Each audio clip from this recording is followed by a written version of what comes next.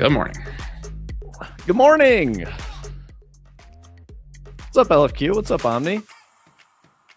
There's exactly 333 followers. That's sick, dude. Yeah, I didn't even know. That's awesome. We don't even know how to look at that shit. I mean, we do. We just don't look at it. We know that there's growth. You know. Yeah, we have a Discord channel. We get a notification every time we get a new follower, but we don't see the number. Yeah. No, you're beautiful mans, dude. Fuck yeah. So I hope you guys are doing well. I got a haircut and a beard trim, so I'm not out of control anymore. It's great. Here, you guys can see it nicely. It was crazy. It was like, if you look at the stream from last week, it was fucking crazy. But I got it all cleaned up, so we're good to go. Let's see. There's a bit of the news in the games industry today. Marathon collector's editions are shipping. I do not like them. I think they chose a really weird character. The model looks super strange. You get a figurine kind of like this, but it's like not cool, in my opinion. You need to go to the barber, Omni? Yeah, that's what I did yesterday. It was I was having trouble booking my barber. She was very busy.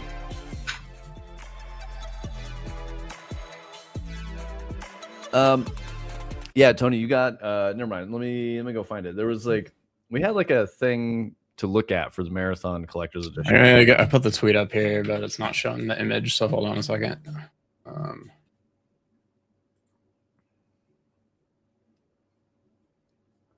Yeah, you're good, man.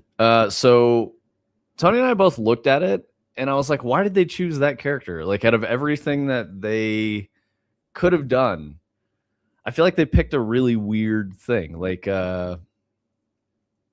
Locust or Destroyer was like kind of the marathon guy with the round helmet. You know, looked like a Titan in Destiny. Like, that was like kind of their flagship character. That or Glitch, the chick with the spiky hair and like the cyberpunk glasses. They chose this character, and I don't know why. This character was not playable in any of the stuff. I haven't seen the statue up close. The face does not look very good. The statue looks terrible, in my opinion. I don't understand what this like clear acrylic cube I like this worm is. The worm is sick. Why didn't they just fucking make it the worm? They should have done Big Worm. That would have been so cool. Yeah, the worm is really cool, but you get it in like this little tiny package. I don't understand what these choices were that they made. It's very strange to me. And it's $170 without the game. $170. You can buy it exactly like this with no game in it. And I mean, if you get the game, I think it's like $225 or something like that.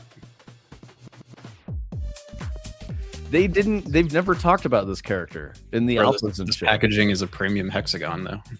The packaging is really nice. I mean, the packaging is nice, but like that's not what you're paying for. No, like, why is the packaging better than the figurine? Like, this also, looks they say so it has weird. LED lights. Oh, they're in the bottom. Okay, I see. Oh, it's like glowing. I don't know. This is so weird to me. I wouldn't want to. Just there's so many like really iconic pieces of imagery that they've already created, and it's a weird choice. I do not understand. I think this is a mistake on their part. They could have done many other things. I mean, shit, even the Traxxas lion would have been cool. Like the big carbon fiber particle lion would have been sick as fuck. I don't understand what they're doing. And yeah, I also saw some stuff that people were buying this, and when they were checking out to buy it, it was like, hey, you forgot to buy Destiny 2 Collector's Edition such and such, which they also have apparently for $170. I don't think this page loads. Yeah. Oh man. Oh, there it goes. Okay, it wasn't loading the first time. Yeah, so $229. I know this is very small for you guys. I don't know if I can make it any bigger. Here we go. $229 for the versions with the game. I think I said $225. I was at $5 under. No game, $170. They also got a 175 Destiny 2 that contains no game. Wait, hold on. So if you buy the collector's edition with the game is $60. Yes. What? Wait. Yeah. What? It was supposed to be $40. I think there's like a more expensive version of the game I think you can buy. Oh, so it comes with the $60 version of the game, which probably has MTX or something. Shop by game, Marathon. Okay, they don't even have them on here yet, but if we go on Steam, look at Marathon. Yeah, what are they doing? Yeah, so there's a deluxe edition, $60. So that's what you're getting with your statue. And what's in it? I guess they're giving you the ability to not buy that by giving you the ability to buy the statue without the game. Let me see if it says. What's up, Graham? Yo, we're talking about Marathon. I've been talking to Graham on Turning Cog's stream for the past few days. Oh, nice. Yeah. Thanks for coming through, homie. Very knowledgeable and Unreal, it seems. So I'm glad you came through. I'm trying to figure out what is in this deluxe edition. It does. Oh, compare editions. Here we go. Base game, pre-order rewards, Midnight Decay bundle, premium rewards pass voucher, 200 silk. So I think you get these skins, and that's it. And 200 silk, whatever that is. That's probably like premium currency, if I had to guess. And then you get this stuff for pre-ordering, regardless. It's very small for you guys. But. This shit is making me feel very uncomfortable. LFQ, I like that positive spin on it. Maybe it's a choice to distance themselves from the previous art mess by showing a character that they haven't really shown. I mean, there was key art around this character. I don't even know this character's name, to be honest, because this isn't... So I'll say this. Having played... what was the fucking closed technical alpha or whatever? I played the first one. I played the second one. I didn't get into the third. I didn't even really check or care. But in the second one, like this character wasn't even in the second one, and that was when they added like Rook and another one that you could play. I want to say it was like the medic, but the medic doesn't look like this. The medic has like a black blue face and like other kit. It doesn't look like this character. I don't know who this character is, but they've never shown it. As far as like gameplay goes. So I don't know why they chose this character for the collector's edition. Well, and they've like redone all of the classes since you played too. They used to have names. They don't have names anymore. Blackbird isn't a thing anymore. It's just like recon. Yeah. That was like that in the last version that I played too. Oh, okay. I'm not even caring anymore about whatever was ND8 or not. Thief. Okay, so it's Thief. Yep. They didn't even have Thief as playable. It was like Medic, Destroyer. Destroyer was Locust. Who was the one that went invisible? Was it Stealth? Yeah, it was like Stealth. Yeah, it was Stealth. It wasn't Void. Interesting. Huh. So they like got rid of the names. Yeah. Okay, so Graham, I'll say this. I'm worried about Marathon, but yes, there's a ton of negative press. I think it's unfair to call Marathon Concord 2. That doesn't make any sense to me. There was that going on for a little bit, but they've also had several scandals, problems. A lot of the art was straight up copied from a graphic designer on Twitter called Anti-Real, and that was in the game. Their art was just straight up copied into the game. Yeah, I think it's maybe an attempt to create distance from it being viewed as a hero shooter because they don't have names. Now they're like, no, it's a class. So you play as the Destroyer class instead of Locust, the Destroyer. I don't understand what they're doing. It feels like a little better for some reason. I almost can't put my finger on why, because it is technically exactly the same, just with like different names. But like, I guess it's just the fact that they're not trying to lean into the hero part so hard is good. I could see that. Yeah. It does look a lot better. I will say they did like a lighting and rendering pass on stuff, and it's very hard to explain. It used to be kind of like foggy and colors were like very muted, washed out. It doesn't look that way anymore, at least the last time I played. And what we're looking at here is this is actually what it looks like now. So it looks a lot better. Yeah, that's just whatever the Steam trailer is.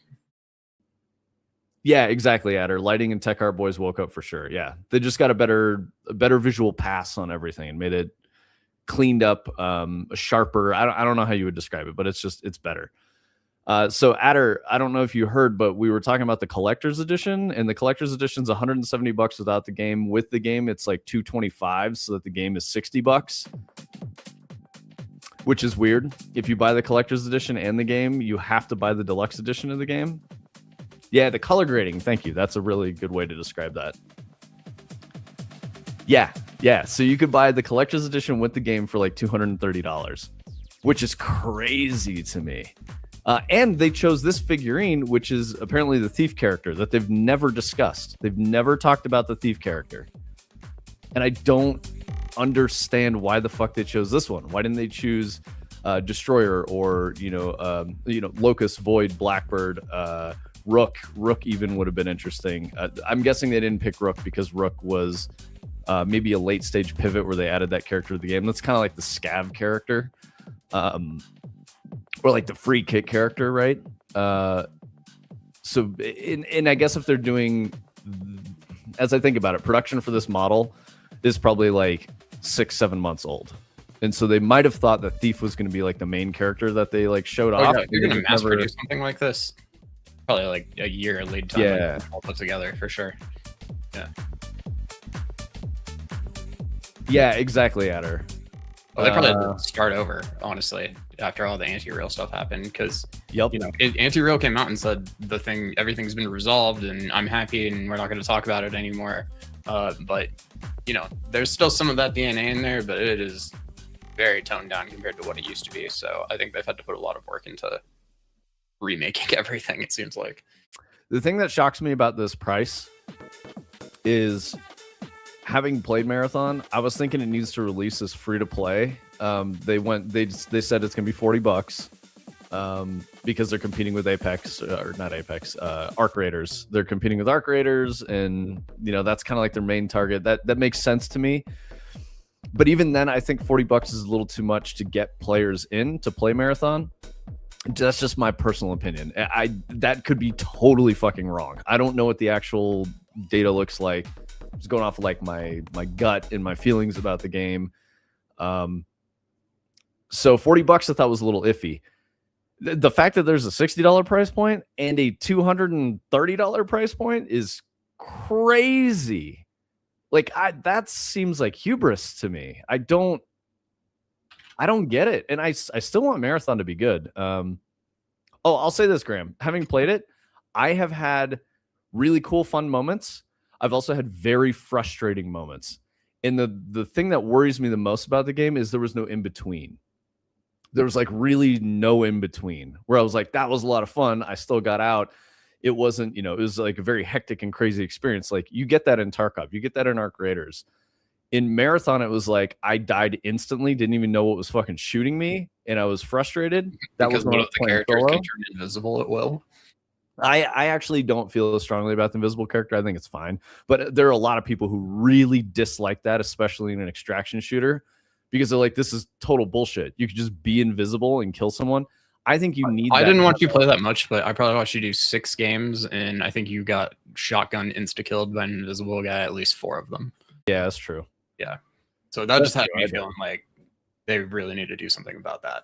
Well, the problem is that the shotgun isn't easy to get. So I just got killed by someone who's really sweaty. I probably got killed by a Bungie employee who'd been playing the game for a while and like knew everything inside and out. Marathon's atmosphere when you're on a run is really good. The menu atmosphere is fucking great. I like the art improvements that they made to the vendors and the menu and stuff, like I thought were really good. I liked the original UI and like the graphic design for the game too.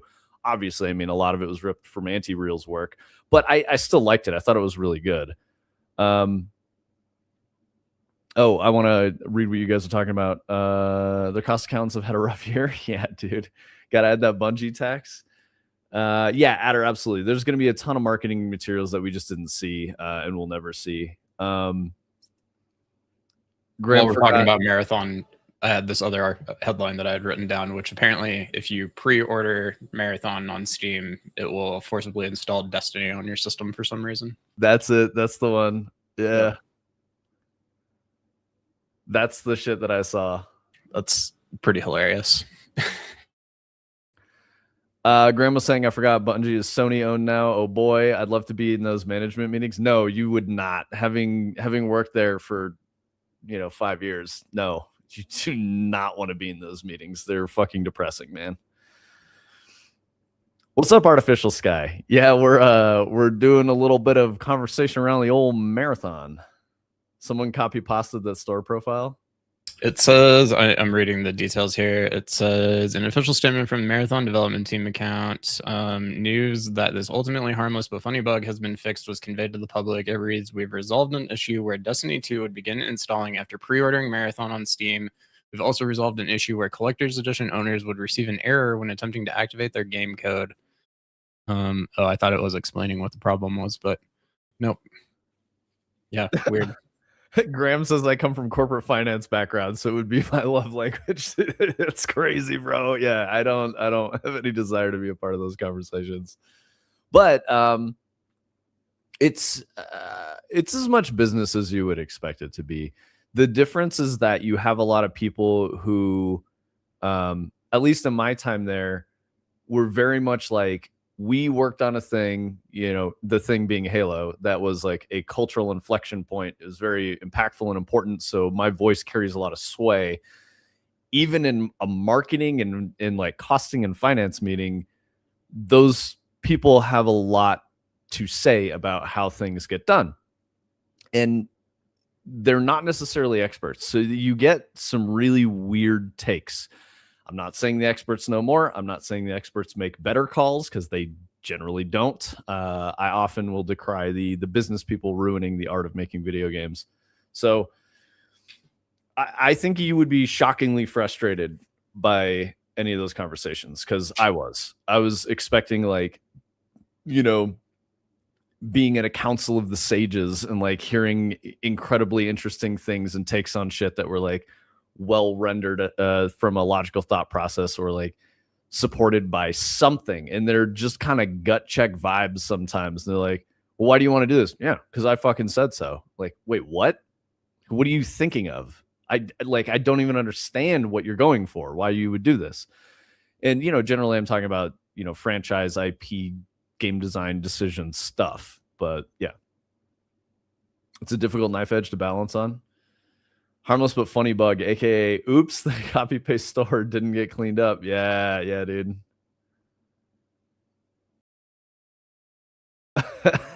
Copy paste move on in software is alarming. Yeah, there's not enough people, we don't have enough resources, and we have to do shit on a deadline.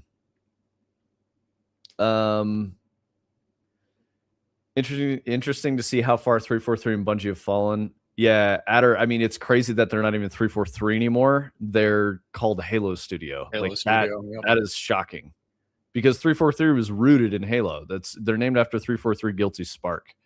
And it was invented to make Halo. Yeah, they created a team to make Halo. Well, they like sort of volunteered. It was at the time when the divorce from Microsoft was happening, and Bungie was going to go on to make Destiny. There were people who were like, we can't just give them Halo and let them ruin this great thing that we built. And so they were like, I want to go work on Halo. We need to ruin it ourselves. And they fucking ruined it themselves. Yeah. Yeah. Peak AAA to 1 foot in the grave. Nah, dude, both feet in the grave. They're trying to race each other to see who can lay down in the coffin first. Bro, I did Halo. I think I know about string theory. What are you talking about, Artificial Sky? It is a shame. There was a time when they were groundbreaking with their releases. Yeah, and I mean, Graham, there was a little bit of that in Destiny when I was there. And I'm talking about D1 into D2. Dude, this is Halo. What in the fuck are these outfits that these guys are wearing? You got like Chicken Man, Master Chief. what is this absurd? Oh my god, this is just so blah. Yeah. I don't. It's the difference because we were just watching the Master Chief Collection trailer, which looked fucking awesome, and then you watch this, and it's like, huh, okay. All right, I see why people are mad about Halo Infinite. That's too bad. I guess I haven't played it in a while. I played it like around launch and early competitive days, and I thought it was still really good. But this I could not get into it. I tried this is like Fortnite shit. And Fortnite's a good game, don't get me wrong. I just don't care for it, and I don't play Fortnite because I don't want to run around with like fucking Peter Griffin and Bart Simpson like fighting against Optimus Prime and shit. Like I think it's just wacky, and I'm not into that like level of whimsy. When they add the whimsy into the I'm a super serious fucking space military sci-fi shooter thing, I'm just like, why? Why did you add the wacky? It was fine the way it was. I liked it. I wanted that. 12 years ago, we were shipping D1. Oh my God, Adder, that's crazy. That's super fucking crazy to think about.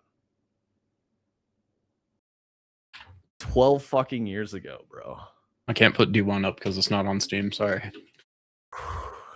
Nice, Tony. I like that. I like that backhanded statement there. That was good. I mean, it's true. It is true. Steam games, so. Gotta have the MTX store. That's how they make money. Yeah, that's exactly right, LFQ. People who did an important thing also thinking they have insight into completely unrelated fields. Yeah, that's the thing I was trying to say, Artificial Sky. I was doing a bad job of articulating it. But it's like they do have important things to say. I think they're just pretty disconnected from shit. Yeah, D1 never made it to Steam, Graham. It was always D2 is only on Steam as of like, I don't know, 2022, maybe something like that. It was on the Blizzard store for a long time. I think the entire time before that, right? Yeah. Yep. Yeah, Destiny was Xbox 360, fucking, was it PS3? Yep. Yeah, there was a PS3 version. So Yep. I'll say this, since it's been a decade. I recall that this is the funny thing. D1 had technical issues and locked frame rate at 30 FPS because of PS3. Oh, it was all PS3. It was always people talking about it back then. I remember they were like, they should shut down the PS3 version. It will make the entire game better. And I don't think Sony would let them or something like that. And I just and then it was kind of the same thing with D2. Didn't they ship D2 with a PS3 version? I don't remember, man. I kind of think so. They did. No, I think we dropped it because we were like, so that was a part of the way we were able to go to higher frame rate and shit like that and ship on PC was because we dropped the PS3 one. So okay. I will say this. I remember at the time, Tony, everyone was saying that the PS3 was better because of its cell processor and all that shit. So they had to drop Xbox to make Destiny better. And internally, we were like tearing our fucking hair out because we're like, it's fucking PlayStation that's the problem. It is not Xbox. Why are this crazy like non-standard architecture is not better than what everybody else is doing? The Xbox is basically just a PC at this point. It's got to be super easy to develop for.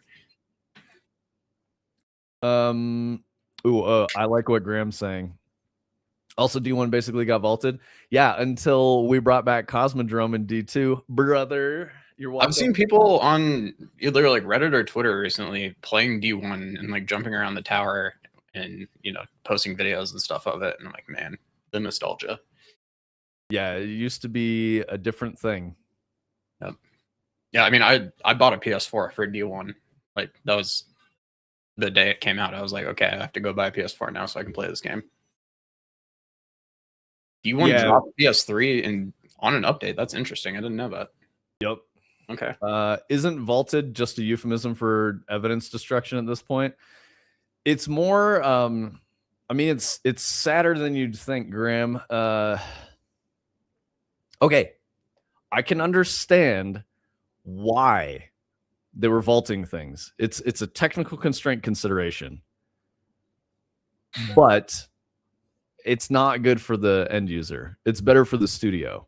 So to keep the install size low and to make sure that current content is more relevant. You know, it's all business speak things and operations costs. Was it potentially like similar to this Helldivers conversation? Like, were they shipping like every LOD as a separate mesh on disk so that slow hard drives could load faster, and that was going to make it like 200 gigs if they didn't vault a bunch of stuff?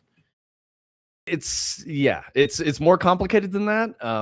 Because it's also a design consideration. When you have a game that's been around for 10 something years, you have like content debt. You know, you're like, well, we have this stuff. We know people don't go there and play as activities anymore, but you know, is it important to keep it in the game, or do we just say you can't go there anymore? Here's a new thing that replaces it. And that's the design they went for, which is risky for obvious reasons. It just pisses players off because they're like, why the fuck did you take away a game that I wanted to play? Like, and that I paid for and that I did, like, you know, like, why did you take it away? It doesn't make sense to the player. Yeah. So those are the consequences of it. The business decisions, I totally understand. It makes a lot of sense. But then I go, why would you make this game then?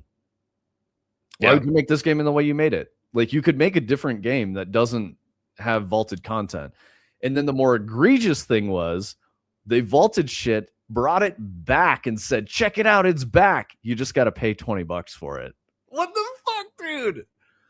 Like, they did it the worst way possible. The most painful way to the player. Yep. What's up, Turning Cog? So yeah, that's the thing I think that frustrates me the most. And this is where, Graham, I was saying, like, you don't want to be in those meetings because you'll be like, I mean, like, dude's making a good point, but why are we having this discussion? Like, why do we keep making decisions that cause problems for us in the future? Like, we know it's going to be painful. We know it's going to be a problem, and they just keep fucking doing it. So that's the Bungie you have today. That's the Bungie that is saying you can buy a Marathon Collector's Edition for $225 for a $40 game. Just fucking crazy. So anyway, what are these quotes on here that say masterpiece near perfection, prismatic is a dream come true? What is this? That's insane. This is just the trailer that plays on Steam when you look at Destiny. The best expansion? 10 of 10 a must play? What? PlayStation Universe? Owned by Sony? No way. Yo, thank you, LFQ. The tier 3 subber. Let's go, brother. Thank you. You got to be the first tier 3 we've ever had. I think he is, yeah. It's crazy. And that's a renewal on the tier 3. So, yeah, my boy. They didn't give a fuck internally. Yeah, exactly, Adder. So, Graham, you may not be aware of this, but so I made stuff in the game for players to do. I was very passionate about making really good experiences. But to Adder's point, they didn't give a fuck. There were people. There was a very large schism between the business people and the people who wanted to make art and make good stuff. And the business people were winning at Bungie when I left in like 2019. So now the Bungie that you have, where Pete Parsons has cashed out after selling to Sony, that's it. That was the culture. It was the business people were winning. And I think Bungie's in a really bad place right now because those, people came in, carved up the studio, sold off the parts that they could sell, and then fucking left. They made their, pound of flesh and they dipped out. So now the passionate people that really give a fuck are the only ones, still there, like left behind. And it's tough. It's not a good place to be. I wouldn't want to be there now. Yeah. Oh, thank you, Tony. Tony's posting links. We have one T3 sub, I think. LFQ. So yeah. Our goat, Artificial Sky. You're our second. What would that be? Tote? Second of all time? So no, that would be Soat. They were more focused on hyper-polished set pieces for marketing content. Yes, not how it was glued together, but then complained when frame rate was garbage. It was an interesting project marred by management. Yeah, exactly, Adder. Yeah. Like, I felt like at every turn I was fighting a middle manager or someone in leadership just to make something fucking cool. And I wasn't alone in that. There were a ton of people that were trying to make really cool shit that would just get shot down by production or, you know, people that control the budget and schedule, and they'd be like, well, what's our cost return on putting this feature in the game? And it's like, well, players are going to love it. And they're like, yeah, well, what's the cost return? And you're like, I don't know. I just make cool shit. I don't run the numbers. And they're like, well, I ran the numbers and I don't like it. So no, it's stupid. It was very frustrating. Very similar to Redfall, but at least Destiny had some designers that cared regardless of management. It's me. I'm the designer that cared regardless of management. No, there were more. There was more. It wasn't just me. That does not surprise me at all and happens far too often. Often the need for profit actually has a reverse impact and reduces the quality. So far, they made less and jeopardize the business. Exactly, Graham. That's an endemic problem in the games industry right now. You have, big data that gets analyzed and focus grouped, and, MBAs come in and they start saying this is what video games need to be to make money. And they're not right. They're just not. There's plenty of evidence. Literally, we just look at Concord. That was a $300 million or more failure over 6-7 years of time. So crazy mistake. That's exactly why I transferred off the lighting team and went to tech art, just to let me make things that you're asking. Just let me make things that you're asking for, please. Yeah, exactly, Adder. Yep. Workplace boss battle. Let's fucking go. No, absolutely not. Turning GOG. It's not even just game dev problem. I'm seeing it with software and finance. Yeah, totally. Yeah. No, you're right. But so, Graham, I would say this. The difference is in finance, you can get away with it because you have a product that people need to use all the time. You have a captive audience. People are going to use your shit. So if you for instance, if you're making a banking app and people so you work for a huge bank in the United States or an international bank, you're making a banking app, you can put all the shit in there that nobody wants, that helps you make money and that will make you more money over time. People will still fucking use it because they need to go to the bank. They need to interact with their bank. It has to happen. In games, everyone is electing to choose how to spend their time in a distraction with entertainment. And you can't make the same choices. You just can't. And so when people come from other industries and they come into the games industry and they're like, look at me, I made, a company that went up profit by 60% in 5 years, and here's how I did it, and I'm going to apply this to your business. It does not fucking work in games. It just doesn't. You could argue that it works for mobile because that's a different audience. And mobile gamers, there was some data that we reviewed at the towards the end of last year about surveys of people who identified as gamers and whatnot, right? It was 80% or some large quantity were gamers over the age of 42 or something like that, 41, and this included people over the age of 65 that played at least an hour of Candy Crush a week, and they call themselves gamers. So that's going to completely skew those statistics. That chunk, people who buy FIFA every year when it comes out and have literally never played another game. That's the only game they play. Definitely considered gamers. Yeah. So the problem that I saw with that data was it was showing that 80% of the consumer market is that they play one game a year. They'll play for an hour a week, if that. And that number does not hold the industry up. The amount of consumers or the chunk of the demo that holds the industry up is the 20%, which is the hardcore player that purchases more than 2 games a month. And that person is holding the whole industry up. It's the hardcore gamers like us. That's who's supporting it. So when you have MBAs come in and index towards the 80%, because they're like, this is a lot more people, we could make more money if we have them buy all our shit, they're alienating the 20% that's actually carrying the whole industry. So that's the problem. You know what they say? There are 3 types of lies: lies, damn lies, and statistics. Yep. Yeah, I agree with that. Back in my day, mobile gaming was kick the can. We played it in the road and we were grateful. Get out of here, Turning Cog. You didn't play kick the can. Like a Turning Cog, like in his heart, grew up in the 40s. Yeah, Turning Cog's like, I'm 65. I'm a Candy Crush mobile gamer. I used to drive a Model T.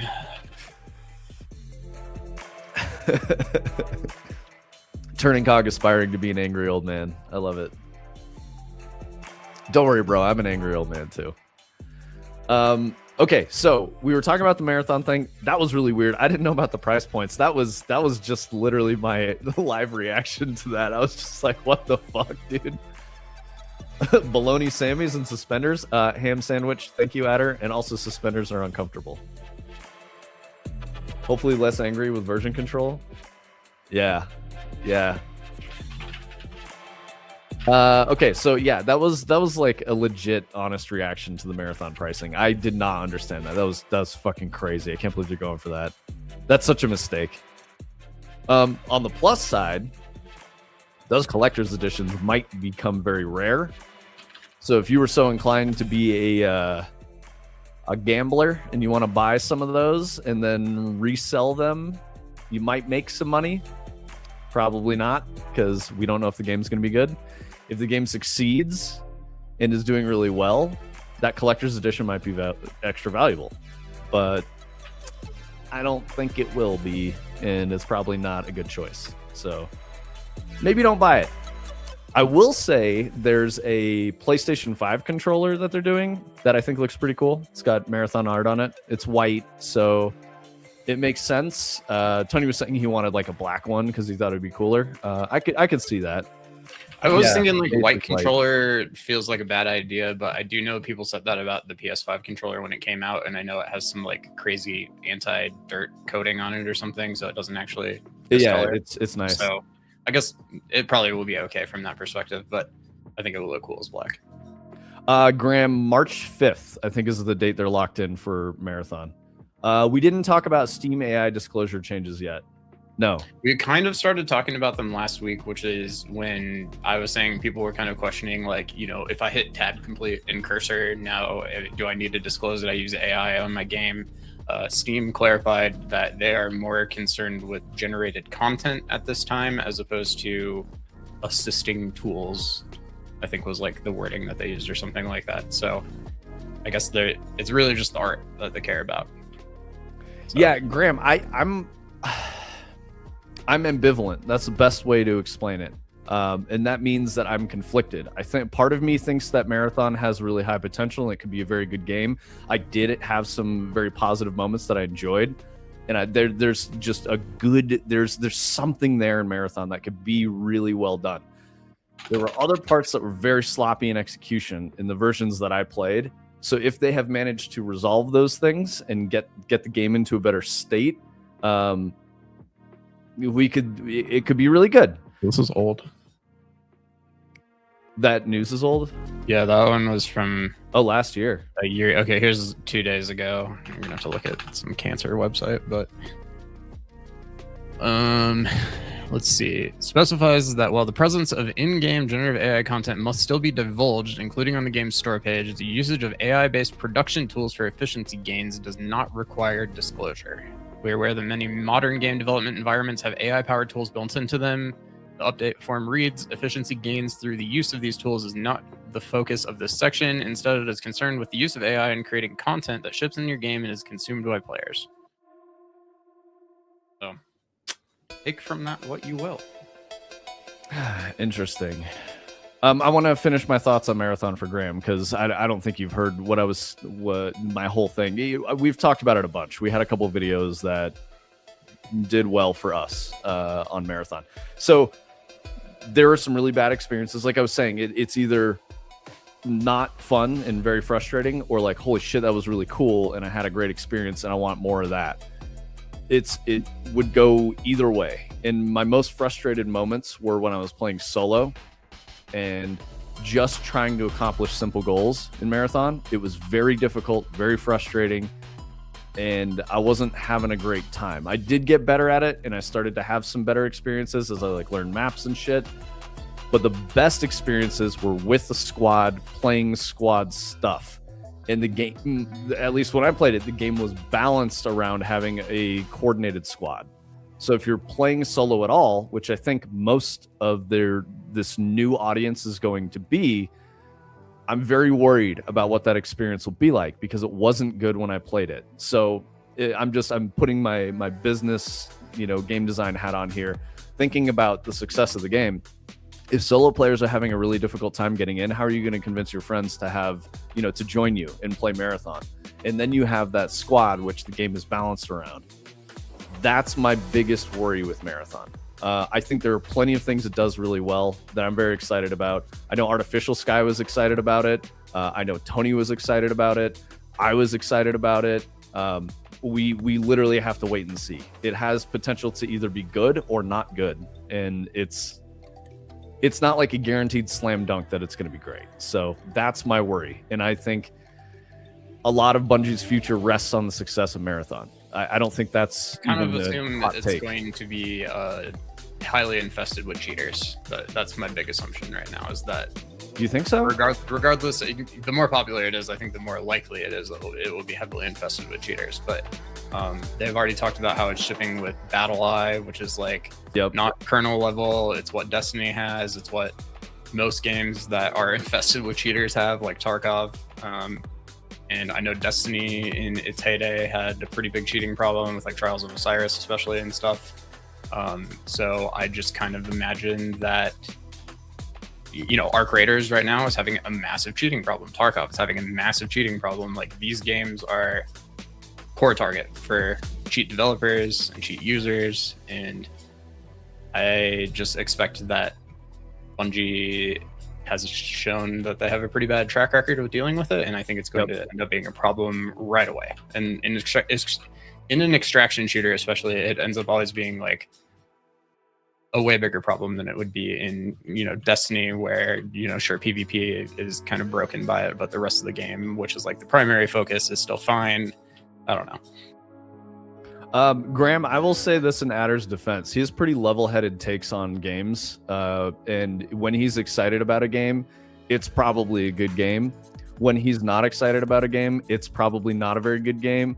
And he tends to be really positive, even when a game is like somewhat mediocre, right? He's not going to be like, mediocre game is trash. He's going to be like, it's okay, it's fine. I enjoyed it. So like, I think he's not the kind of person who has like a super hot take where it's just like garbage Concord 2. You know what I mean? Like that's not his take on games, at least from what I get with him in chat. So when he says he's not excited about it, my guess is it's just not the kind of game that Adder's going to want to play. Like, I don't think it's because of any scandal or anything else. It's probably just something he's like, nah, I'm not really fucking with that, So I think it's not a groupthink situation with Adder. That's me. What's you, Artificial Sky? The level-headed guy? Oh no, you're the guy that's like, this game is trash. Concord 2. Yeah.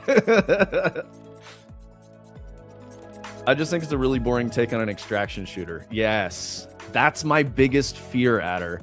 If they didn't do special and interesting things, which they might have, because they're keeping a lot of shit under their hat about like, oh, we have this extra map with this raid stuff that you can do. I mean, they've only ever let us play 2 maps. In the last one, they had a bunch of stuff you had to do before you could unlock the 3rd map, and I didn't get to that because I was just like, I don't want to play any more of this. Have they made any like content on par with raids of the time when we were playing Destiny recently? Do they even make raids anymore?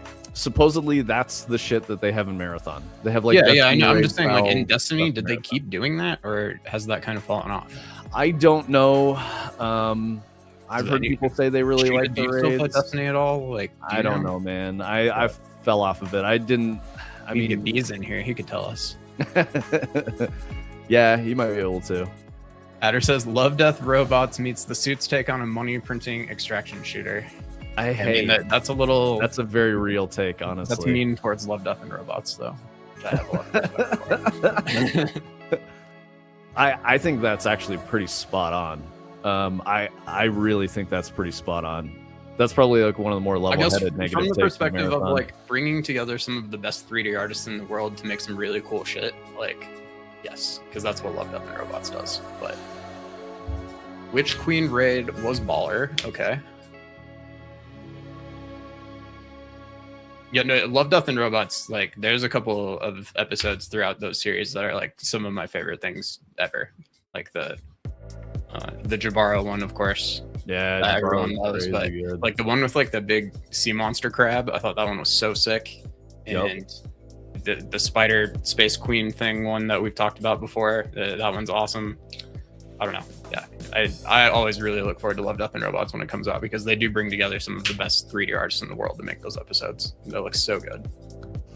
Graham, that's definitely a real thing that happens. I've noticed that happen, like the disillusionment or the becoming jaded of the magic of making video games or the experience of playing a game.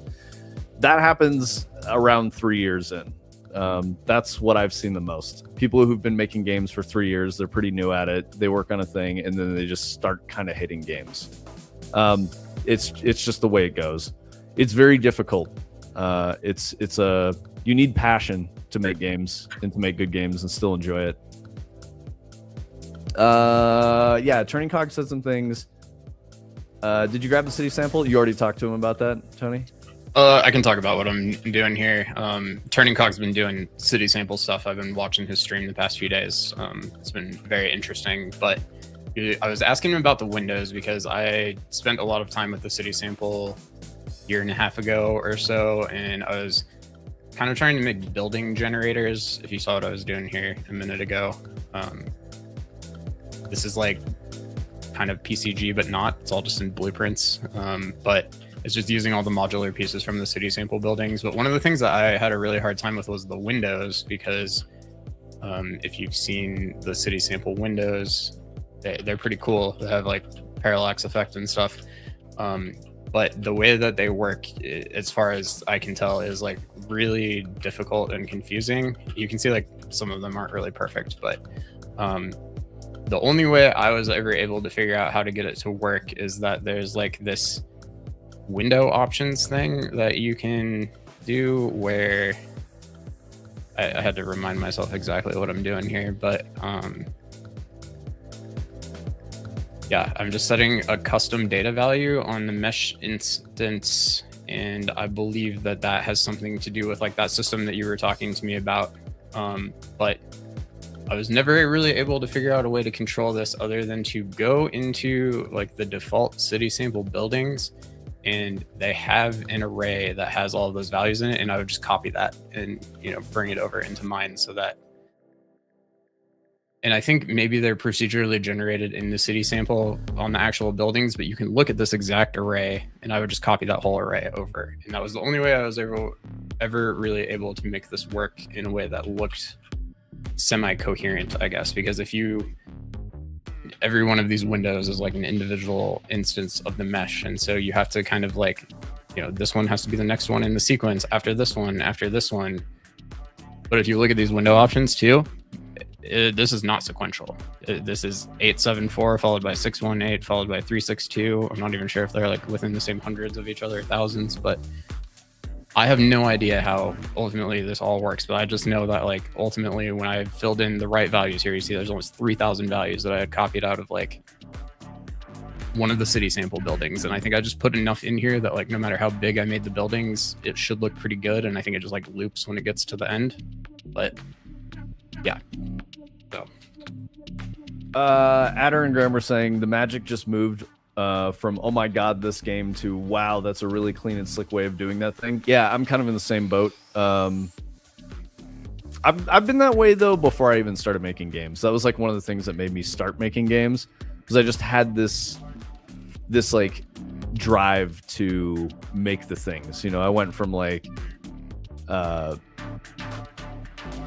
I would like watch or like consume some entertainment content that somebody made and be like, man, I could do this better.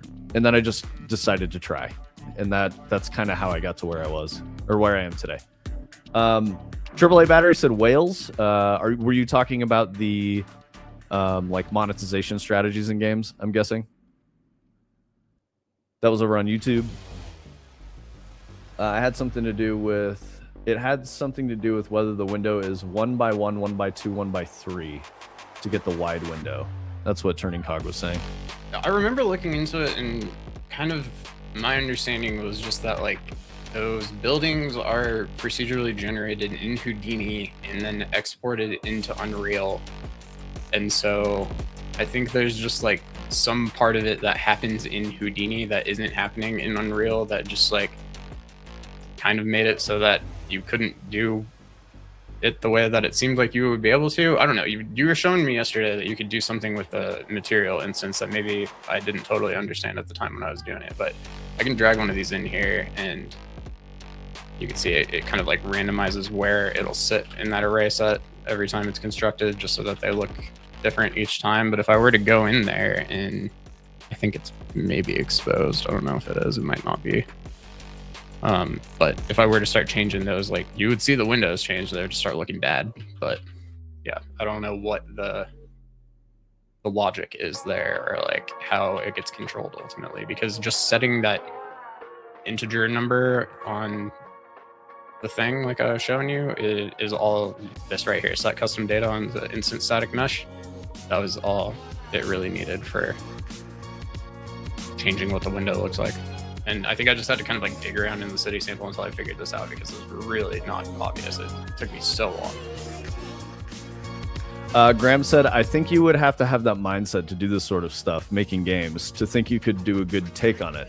So this is the interesting thing. Tony and I were talking about this yesterday. There was this concept that I first picked up from listening to a professional fighting games player talk about what it takes to be a high-level competitor. And there's sort of this mentality from gamers. It's not just gamers. It's like people in general. When you're not, I've heard it referred to as the Dunning-Kruger effect. When you're not an expert on something, you think that you could be an expert. The more you learn about it, the less confident in your abilities you are. So let me back up as I use this abstraction here. So this professional fighting games guy was talking about how a lot of players will have this honor mentality of like, I play a low tier, so because I play this low tier, my experience is more valid than someone who's just using a meta character and learned the meta and plays like the most optimal, character with the best move set, frame advantage, and all that shit, right? In order to get to the point that you have your honor intact and you play an off-meta pick and you play really well, you have to start by learning the meta. So if we take this abstraction and talk about making video games, what I'm getting at here is there's a lot of indie devs who are like, I could make that and I could do it better. And they've never tried to make a game before. I think if you do have that mentality, I think the best way to get to that position where you could actually take a swing and make something better is by learning from all the experts first. So you got to go, like, if you want to do this, try to work your way into AAA, know how to do what they do at AAA, learn all of that knowledge, and then go try to do an off-meta build, Then go try and make your own vision to make something really cool. I'm a bit biased because that's literally what I did. So, yeah. But I think that's a better way to go. You're going to have a higher chance for success. If you're going through your learning process and gaining the wisdom of how to make a really good game by doing it solo, you're going to repeat the mistakes that people who've been making games for 30 years have already made. So you might as well just shortcut by learning from them first. Learn from all of their mistakes. Learn how they did what they did successfully, Accumulate that knowledge and then go make your thing. Go make your dream game. Don't start by trying to make your dream game. It's never going to be like you learn that at the beginning of a project, the idea for what you're trying to build is never going to survive, and it will become something different. That's natural. Everything I've ever worked on goes that way. So you have this really strong idea at first, hopefully, and that really strong idea just starts to change and become what the creation was always going to be, no matter what. So you have to learn the process. You have to know how to finish, how to, go from start to finish and ship a game. And when you get all of that in there and you understand all that, the more you do it, the better you get at it. That's learning the meta for how to make video games. When you learn that meta, then you can be off meta. Then you can go make something really interesting that's art. And, that I will say that there is like there is a talented individual that can come out of left field and make something really, really good. That does exist. That does happen. My problem with the concept of talent is that it's like this innate God-given ability that someone's just a genius and they do this thing. And the phrase always belies the amount of passion and effort and, you know, all of the little skills and life experiences that someone has that leads them to that point that makes where they make something that is revolutionary and super interesting. You know, it's almost like a Slumdog Millionaire type of a thing where like the reason why you are successful and you made something really cool is because of this accumulation of life experience that got you to that point in the first place. So that's why I don't really like the word talent. But it's a good way to describe what that means, right? It's just, I think a lot of the time people on the outside looking towards talent go like, I don't know how this person did that, and that's crazy. And they only see the success. They don't see everything else that led to that point. The amount of, okay, learning from all the sources is key. Docs, projects, courses, blogs, fuck around, find out, and people. Yeah, exactly, Graham. I'll talk about Adder's tech stuff in a second. The amount of knowledge I've learned, yeah, it's crazy. Anyone who knows how to play counter meta knows the first step is to be the better meta player. Exactly, artificial. You have to understand the meta. Yeah. Yep.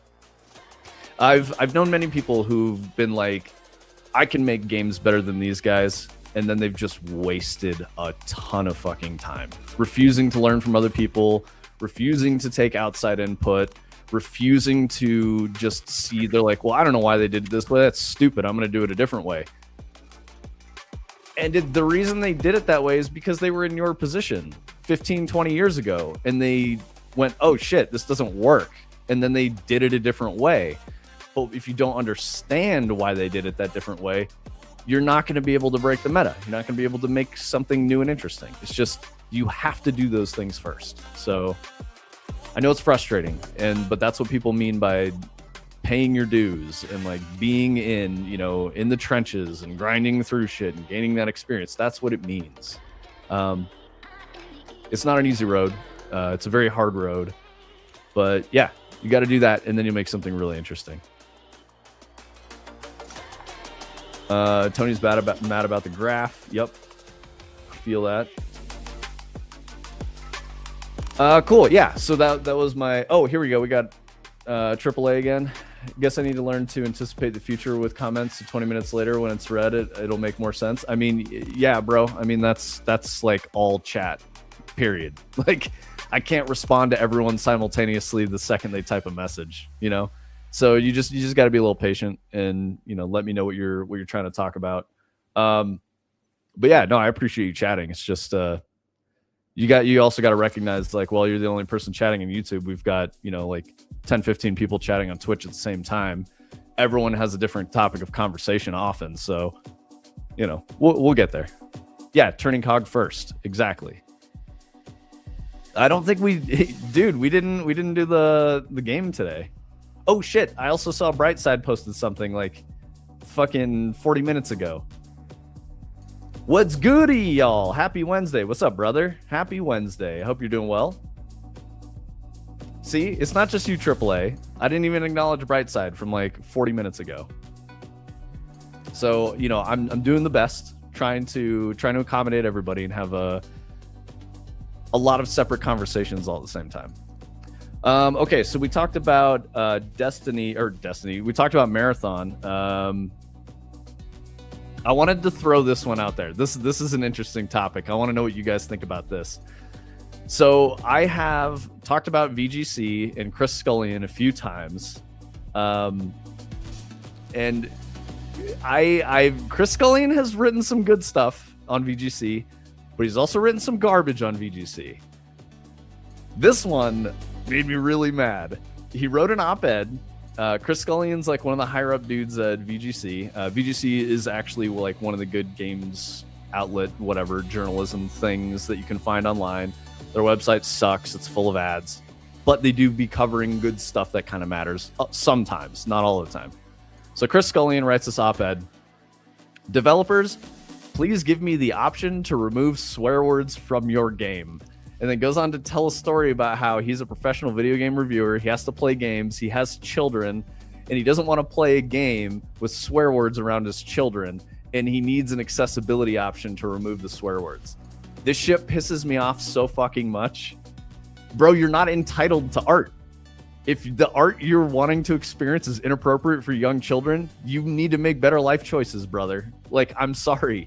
Like, are you a parent or are you a video game reviewer? Are you both things? Balance your fucking time appropriately. Make your own life decisions. Don't say, I'm in this position, someone else should cater to me. That's a crazy fucking mentality. So this one really got me angry. I want to know what you guys think about that. I'm going to take my complaints to Vince the Whisper at AOL. Yeah, thanks, dude. Exactly, AOL.com.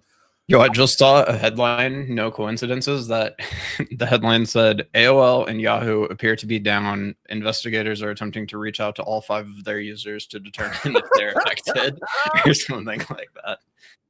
You've got mail. My phone actually says that when I get an email if I have the sound on, and I never have the sound on, but it does. I took the AOL sound and put it on my phone. Adder says agreed. Let me filter out all the M rated from this rated M games so your kids can watch. I just think it's insane that it's Baldur's Gate on the featured image to of all possible games that you can make this statement about. Like, crazy. Yeah, Chris Scullion's implication is that he wants to play an adult game with his 7-year-old in the room. Fucking insane, dude. A game that arguably has more adult topics in it than like Grand Theft Auto, probably. And I don't know. Yeah. I could say this. This op-ed could absolutely be rage bait. He could be doing this for engagement. He could be metagaming with this article and he doesn't actually believe in any of this shit, but he wants people to be talking about it because it drives traffic to VGC. So that could be the strategy there. I could give him the benefit of the doubt that he doesn't actually feel this way and he can, make good life decisions and he actually does parents and do all that. But he wrote an article about this and that's what pisses me off. Dog, come on, man. So I'm going to read this to you guys. What the game that he's talking about that he was playing that was egregious was South of Midnight, which is a contentious game. I think. I don't remember if it is. I mix up a lot of these games, but anyway, he's playing South of Midnight. And he goes, within 5 minutes of starting the game, protagonist Hazel's asked to go to her neighbor's house to check on them as an enormous storm is brewing. And then he starts quoting the dialogue. Oh, Hazel, come on in and grab some punch. It's fucked up out there. And then he's like, oh shit. And like looks at his kid to be like, we don't swear in the house. Is my kid hearing this bad language? And I'm like, dude, what are you doing? And then he keeps playing. Oh, what the fuck? Holy shit. What just happened? How did I get back to the shore? Oh, no. That doesn't sound good. Shit. It took out the bridge. And so then I turned the game off because I couldn't have my daughter hearing those bad words. This is the fucking anecdote this guy's supplying with why he thinks, we need to have developers account for his experience. It's crazy. If you guys remember last week, I was going on about accessibility options. This guy is saying disability is the same thing as having a child and playing video games that are not rated for children in front of the child. It's that, like, what the fuck are you saying? It's like, my parents used to make us go to bed so that they could watch a rated R movie when I was a small child. It's like, this is literally exactly the same thing. It's like, you don't do it when your kid's not around. Like, I don't know.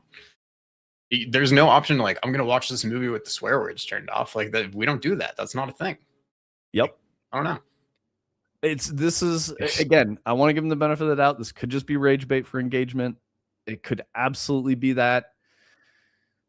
Yeah, to Omni's point, like, I have some friends with kids, and since I don't have kids myself, obviously I'm not super great at filtering myself automatically, but I'll like catch myself around and be like, oh, I'm so sorry. And they're like, it's fine. It happens. Like, people swear around her. Like, she knows that it's bad and she's not allowed to say it, but just, it's not a big deal. I feel like most people are kind of like that these days. It's like, I don't know, playing that game of like completely sheltering them from something is unrealistic and probably not healthy. So, yep. And like, this dude chose this profession. This dude chose to have a child. Like, I'm sorry. That's like, why does the world need to cater to your life experience, bro? They don't. and it's unrealistic to demand it. That's what bothers me. Like I don't like that other human beings do things sometimes, but I'm not going to tell them to be a different person, you know? I mean, like I probably will in some circumstances, but I know that I have no control over that. I control who I interact with. I control my experience. You know, I don't know. I just think it's really weird.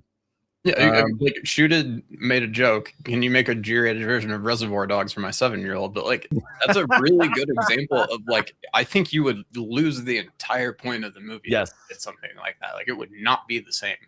And yeah, I love how several of you went, does the man not know about headphones? Yeah, exactly. What's up, Sushi Fu? How you doing?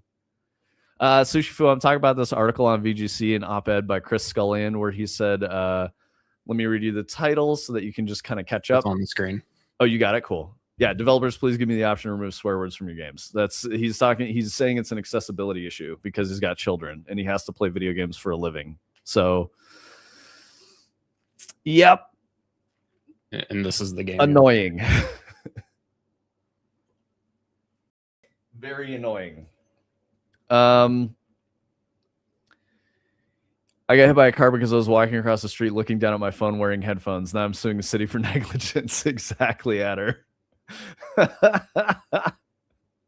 Exactly.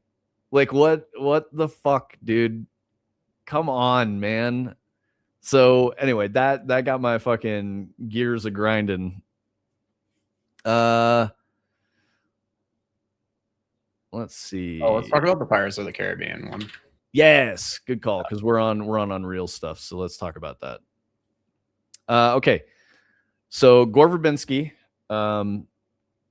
somewhat famed and acclaimed director, directed Pirates of the Caribbean, Dead Man's Chest, I think is what that is. I mean, if he didn't actually make fucking Davy Jones and they keep putting that on this article, I'm gonna be really mad. But okay, Verbinski directed The Ring, Rango, first 3 Pirates films. Okay, so he did it. Okay. Yeah. So this is why we were talking about him, because I saw a trailer for Good Luck, Have Fun, Don't Die, and I was interested in watching that because it looked cool to me, just based on the trailer. But I guess he did an interview saying like, greatest slip backwards. Unreal Engine makes films look too much like video games. That's kind of a crazy take. Adder's getting rage baited by it. Oh man, this article is such rage bait. Yep. It sucks because like literally Davy Jones, the guy in the picture from the second Pirates movie, I think, is like probably to this day one of the best uses of CGI in any movie ever, and is so well done, and is a lot of mixture of like practical and really groundbreaking simulation and stuff at the time. So it sucks that he has this take, but I don't know. It seems to me like a situation where you would want to go like make it better then or something. I don't know. Yeah, it is like 20-year-old CGI and it looks amazing still. Totally holds up. Adder said it's also alarming that a game reviewer wants to review a heavily filtered game so he doesn't have to actively parent. Yes, that I think is kind of one of the core pieces for me. Is like this dude wants to play a custom version of the game for him that makes his job easier. That makes me fucking crash out. Because I'm like, bro, your job doesn't exist without games existing. Like, and then you're telling the industry what it needs to do for you? Crazy.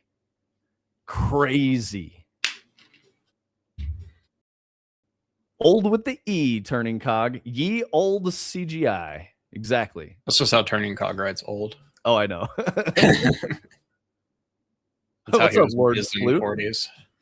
Lord Sploof with the Ooga Booga? Sushi says, weren't the Pirates movies responsible for bringing the modern video game usage of AO to life? I think I remember reading something about that because of the lighting to rendering time issues they had, so they made a whole new system for ambient occlusion that quickly got adopted into the gaming world we see today. I have never heard that, but that is really interesting.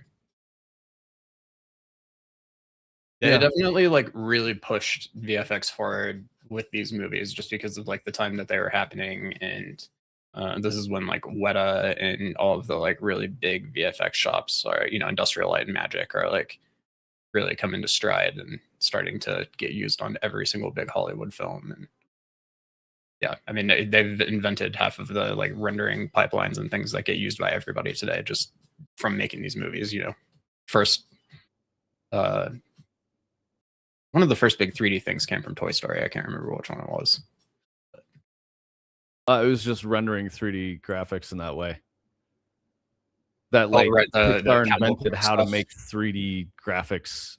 Yes, animate. Yep. That's it. They all exist because of Pixar. But this like the time period between Toy Story and like the first Pirates movie is probably like 5 or 6 years, and as I'm sure you can remember, like the rate of technological advancement during that time was just absolutely insane. I think it's longer than that, Tony. Toy Story, maybe 10 years. Because Toy Story is like 96, 97. First Pirates has to be 95. Like, okay. Right. And the first Pirates is maybe like 01, 02. Caribbean first movie release 2003. Okay. So 8 years apart from yeah. Okay. No, yeah, that's still pretty significant. But again, we're going from Toy Story to Davy Jones in that time. Like that's wild. Oh, what's up? Brightside fell back to sleep. Hell yeah. Good shit, brother. Actively developed PBR. Nice distraction from developing a SaaS platform for local hyperlink, local town area. What's hyperlink? Word? Hell yeah, Lord Sploof. Nice distraction from developing a SaaS platform for a local hyperlink local town area. Nice. What are you building it in?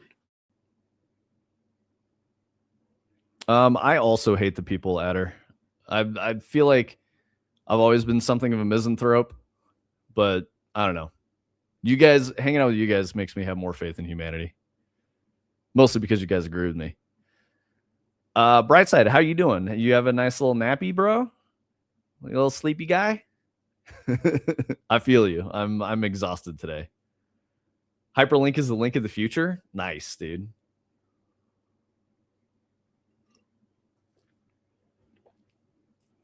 Did you read Adder said they heavily developed modern PBR in the widely used Disney GGX shader model?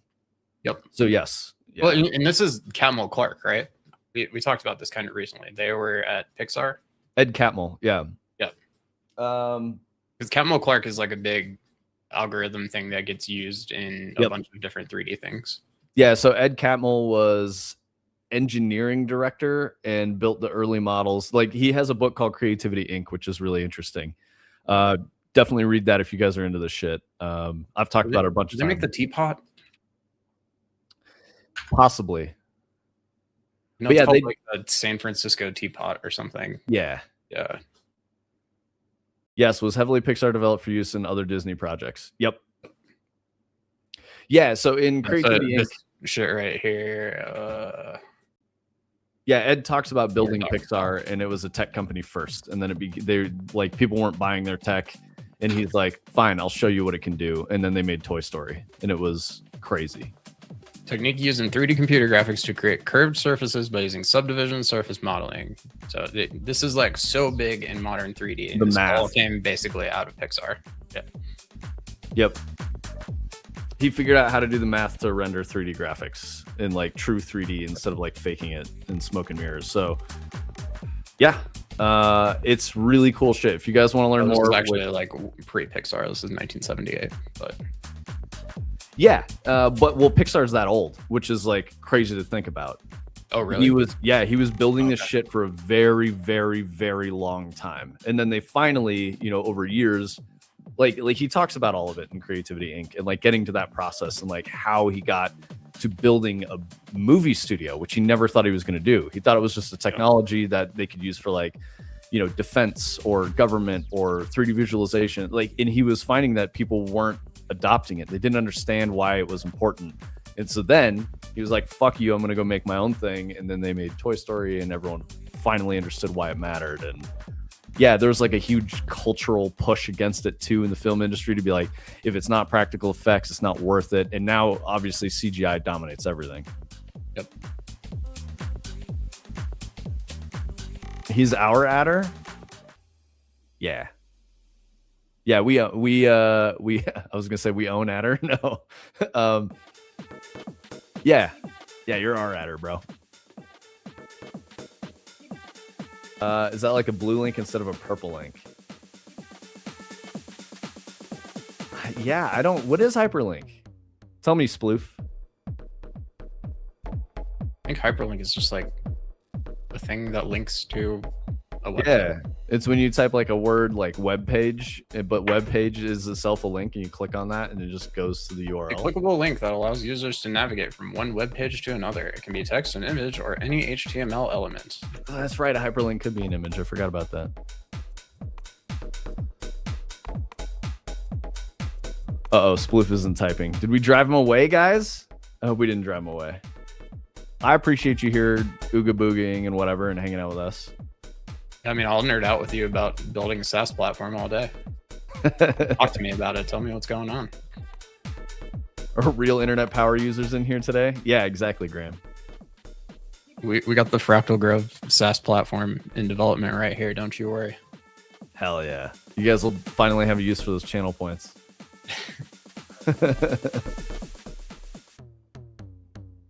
Yeah, Brightside, how are you doing? I want to know the doings in the Brightside world. Did you have a good weekend? You get into some shenanigans and some business? I came through your stream the other night, saw you playing some Arc Raiders. That was interesting. He's been showing me some stuff under the hood on Silent Sonata that is really interesting. I had only really ever seen him work on Slice and Dice, so it's cool to see him open up his old project and kind of show me what he was doing. Nice. Yeah. Yeah, Brightside, what are you discovering in your old project? Like, what's the biggest things that you're like, oh my god, like this is crazy, I can't believe I did it this way? And then have you showed figured me out, like, one graph that was like delay into timeline into delay into like nice. all of these different things. It's pretty funny, but he has the knowledge to like look at something like that and go like, look how fucked up this is. And I think that's the important part. Absolutely. Yep. And you guys have way more channel points than me. I only have like 32k. Yeah, mine are slipping because I haven't been logged in on personal since I finished the PC build. So I definitely like zeroed my behind. points out at one point when we were doing Coin Pusher, but like I feel like I should definitely have something similar to like Turning Cog. Delays in running at 21 FPS equals a good time. Hell yeah, dude. 104k. I think I was at like 200k on personal. I don't have my iPad, so if I did, I could just go look and see what it was at. 57k, 127k. All right. You boys got some clout. Yeah, sheesh indeed. Sheesh. I'm so glad that's dead, by the way, that people stopped doing that. The fucking frog TikTok. 89k points ready to spend. 6'7", dude, stop. Omni, you're too old to say 6'7". Yeah, Graham, you got to catch more streams, bro. They did? Sheesh. I gotta cool it.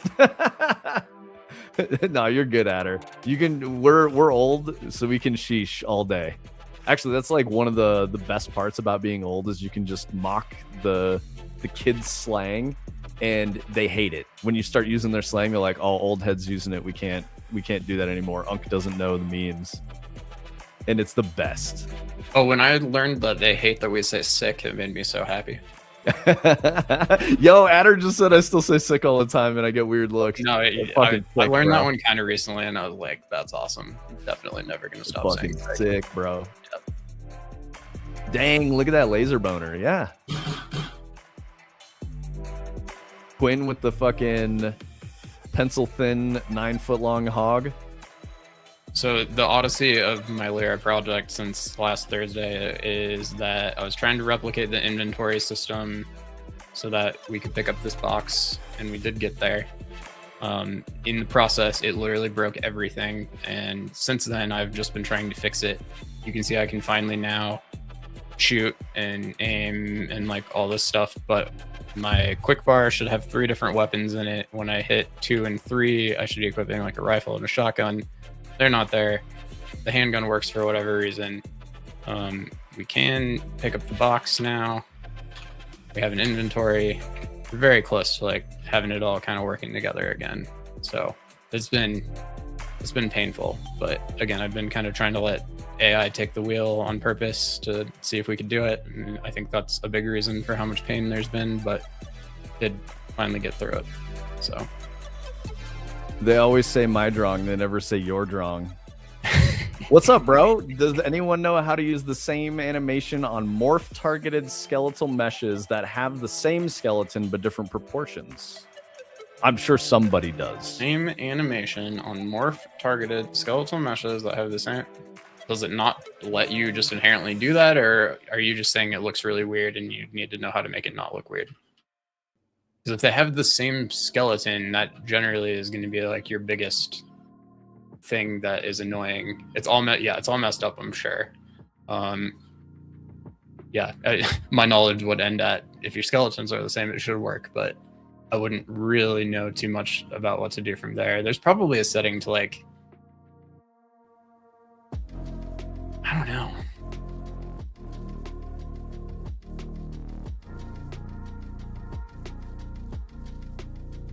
It almost sounds like it's like scale though, Graham. It sounds like it's like proportion, so just like things are in slightly different spots.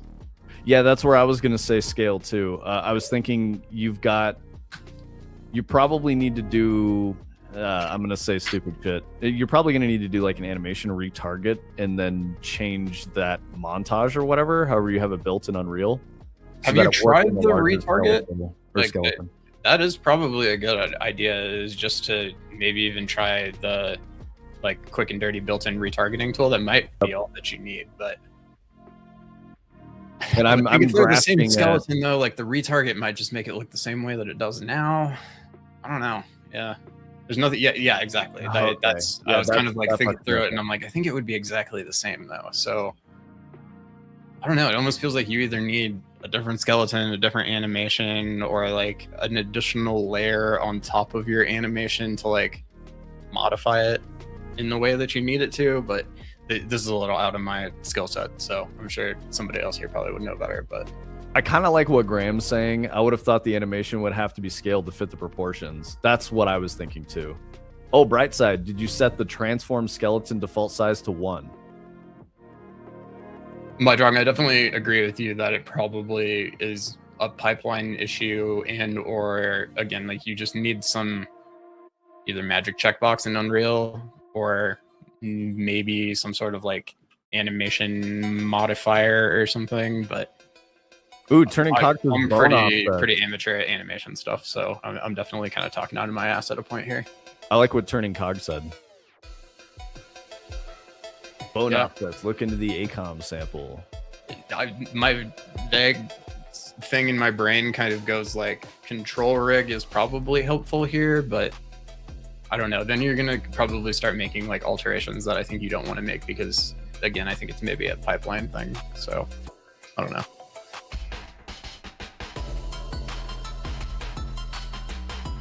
Animations and skeletal meshes especially is one area that I know enough to get by, but just enough to get by. Yeah, Boom is also really good at skeletons and animation, so you could definitely ask Boom if Boom is around. I saw Boom on last night, but I don't think she's around right now. But Boom is in our Discord, so you could tag Boom in like our game dev channel, and she usually responds eventually. So Stevie might know too. I don't know if Stevie's doing any animation. Now that I think about it, I'm not sure where Stevie's skill set excels the most, but I think modeling in Blender. I haven't seen her work on any animations for oh my god, I can't remember the name of her game. Lovecraftian space horror thing. Yeah. Boom is a goblin. My drawing's characters will end up shooting lasers. I mean, of all of you guys who, you know, I talk to on a regular basis and whose work I've at least seen a little bit of, Boom is probably the best animator. So, Boom seems like that is one area where she's very knowledgeable. Boom is a goblin, but Boom is our goblin. Just like Adder is our Adder. Let's see. Oh, sad news, I guess, in games. Ubisoft canned 6 games, 7 got delayed, and 2 studios got closed. Can you put that in the channel for me? We don't have that one. Yes, sir. Oh my god. VGC just crashed. I got VGC here. I can probably find it. Oh, 28 minutes ago, Epic Games VFX Ahead says Pirates of the Caribbean artists would have loved using Unreal Engine, and I should know I was one of them. You're beefing, bro. Holy shit, look at this headline. This is crazy. All right, so Epic is now beefing with Gore Verbinski. Okay. Artificial Sky, stop 6-7ing. Post my forum question in the video in your Discord. Thank you, my Drong. He's our Drong now. Okay, here's the cancel one. I'm gonna get out of ad cancer though. Hold on. Artificial Sky. Yeah, okay. So canceled things, including Prince of Persia Sands of Time remake. I mean, good. I didn't want that. I guess good / don't care. I'm sure someone cares. I don't. Do they? I don't know. It's like a game from 2003 or something, probably. Very... My guess is the dude that cares is the person who I showed you that tweet of that indie dev, and that person was like Prince of Persia vibes. I bet that guy cares about Sands of Time. What else are they saying here? Let's see. Its focus is going to be on a return to exceptional levels of quality on the open world adventure segment, and to step change the group's position in the games as a service native experiences segment. Whatever the fuck that means. Yeah, wait, what? Let me read that. Return to exceptional levels of quality on the open world adventure segment, and to step change the group's position in the games as a service native experiences segment. They literally have an open world adventure segment. Like, everybody talks about how their games are like literally a formula, and it just says it verbatim in this article that they said that they just have a segment that's like that formula. I think that's a financial statement. That's like NBA speak for this segment of the marketplace of all video games. I think that's what he's trying to say. As a result of this, Ubisoft says it has discontinued 6 games that it felt do not meet the new enhanced quality, as well as a more selective portfolio prioritization criteria. This means Prince of Persia Sands of Time remake has been canceled, as well as 4 unannounced titles, including 3 new IPs and a mobile title. The identity of the 6th game has not been clarified. Ubisoft also announced it was delaying 7 other games to ensure quality benchmarks are fully met. This includes the unannounced title initially planned for FY26. I don't know what that means, and has been delayed to FY27. Has been believed for some time that the unannounced title in question is the long reported but not yet confirmed remake of Assassin's Creed Black Flag. Yeah. They're remaking an Assassin's Creed game. Fuck, dude. Isn't that Tencent in a funny hat? Yeah, it's like Tencent in a beret, I guess, because they're French. Didn't they just buy Ubisoft? Who bought Ubisoft just recently? There was a merger.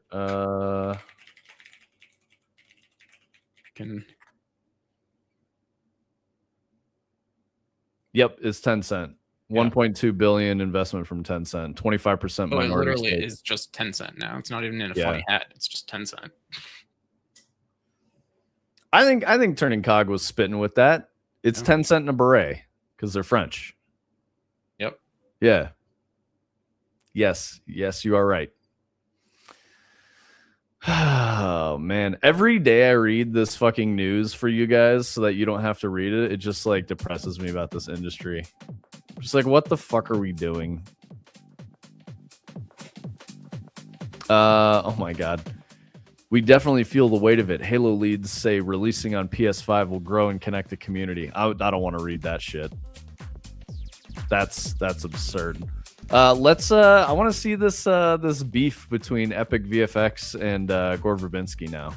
I mean, I think that it was basically that the sum of it was what I showed you. Just he was saying that's stupid. They would have loved Unreal Engine. Verbinski goes, I just don't think Unreal takes light the same way. I don't think it fundamentally reacts to subsurface scattering. By the way, not subsurface scattering, subsurface, comma, scattering, comma, and compared to real life. Anyway, yes, that's okay. Yeah, obviously. I don't know. I don't think anybody's arguing it looks like real life. Like, I don't know. And then he goes, so that's how you get this uncanny valley where you come to a creature animation. A lot of in-betweening is done for speed instead of being done by hand. And then just what's become acceptable from an executive standpoint where they think no one will care that the ships in the ocean look like they're not on the water. All right, he's kind of made a generic statement about an animation technique that has nothing to do with the tool that you're using and said that it's Unreal's fault. To use a turn of phrase that I don't care for, he's speaking out of pocket. He doesn't know what he's talking about, but he's going off of vibes as a director. Unreal Engine makes you do bad keyframes. It's like, what are you saying, man? Yeah. I think he was just talking. He's a film director. He doesn't use Unreal. Like, yeah, he's not in Unreal. He doesn't know what it's for. He doesn't know how to use it. He's just like, this looks like video games to me. I can kind of see where he's coming from, but he's just saying some shit. Looks like this is potentially like a Twitter beef between these guys now, which is so fucking stupid. But yeah, of course, the VFX guy at Epic is now coming to Epic's defense saying like, nah, man, it's great. They would have loved this shit. It's inaccurate for anyone in the industry to claim that one tool is to blame for some erroneously perceived issues with the state of VFX and CGI. I mean, he's right saying that. It's true that there are a lot of people making computer graphics than ever before, and with scale comes a range of successes and failures, but aesthetics and craft come from artists, not software. Exactly what Adder said. I'm going to go read his message. Which one was it? Where did you say that, Adder?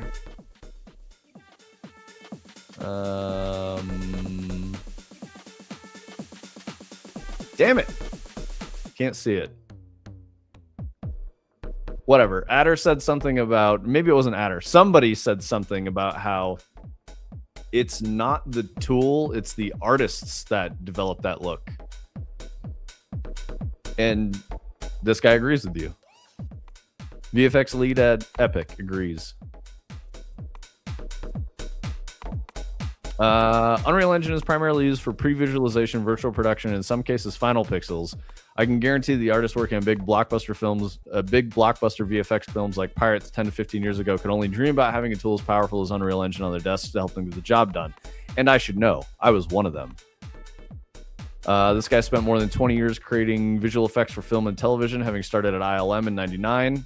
This guy's spitting with experience. He was nominated for 4 Academy Awards for his team's visual effects work in Star Trek Into Darkness, Star Wars Episode 7, Force Awakens, Star Wars Episode 9, Rise of Skywalker, and Solo, Star Wars Story. So I feel like we're having the same conversation about like Unreal Engine makes games perform poorly. That's probably why he jumped out there, because he's like, I don't want film. It's just more like, it's like that statement is inherently stupid because it's like, it's because it's not built right or like optimized well. And it's the same thing. It's like, if you don't think it looks good, then like make it look different. Yeah, it's like you're not like handcuffed into making it look that way. Like make it look different. I don't know. That's where you're like, man, this hammer is really fucking up how we build this house. Yeah. Really? Or is it just your carpentry skills?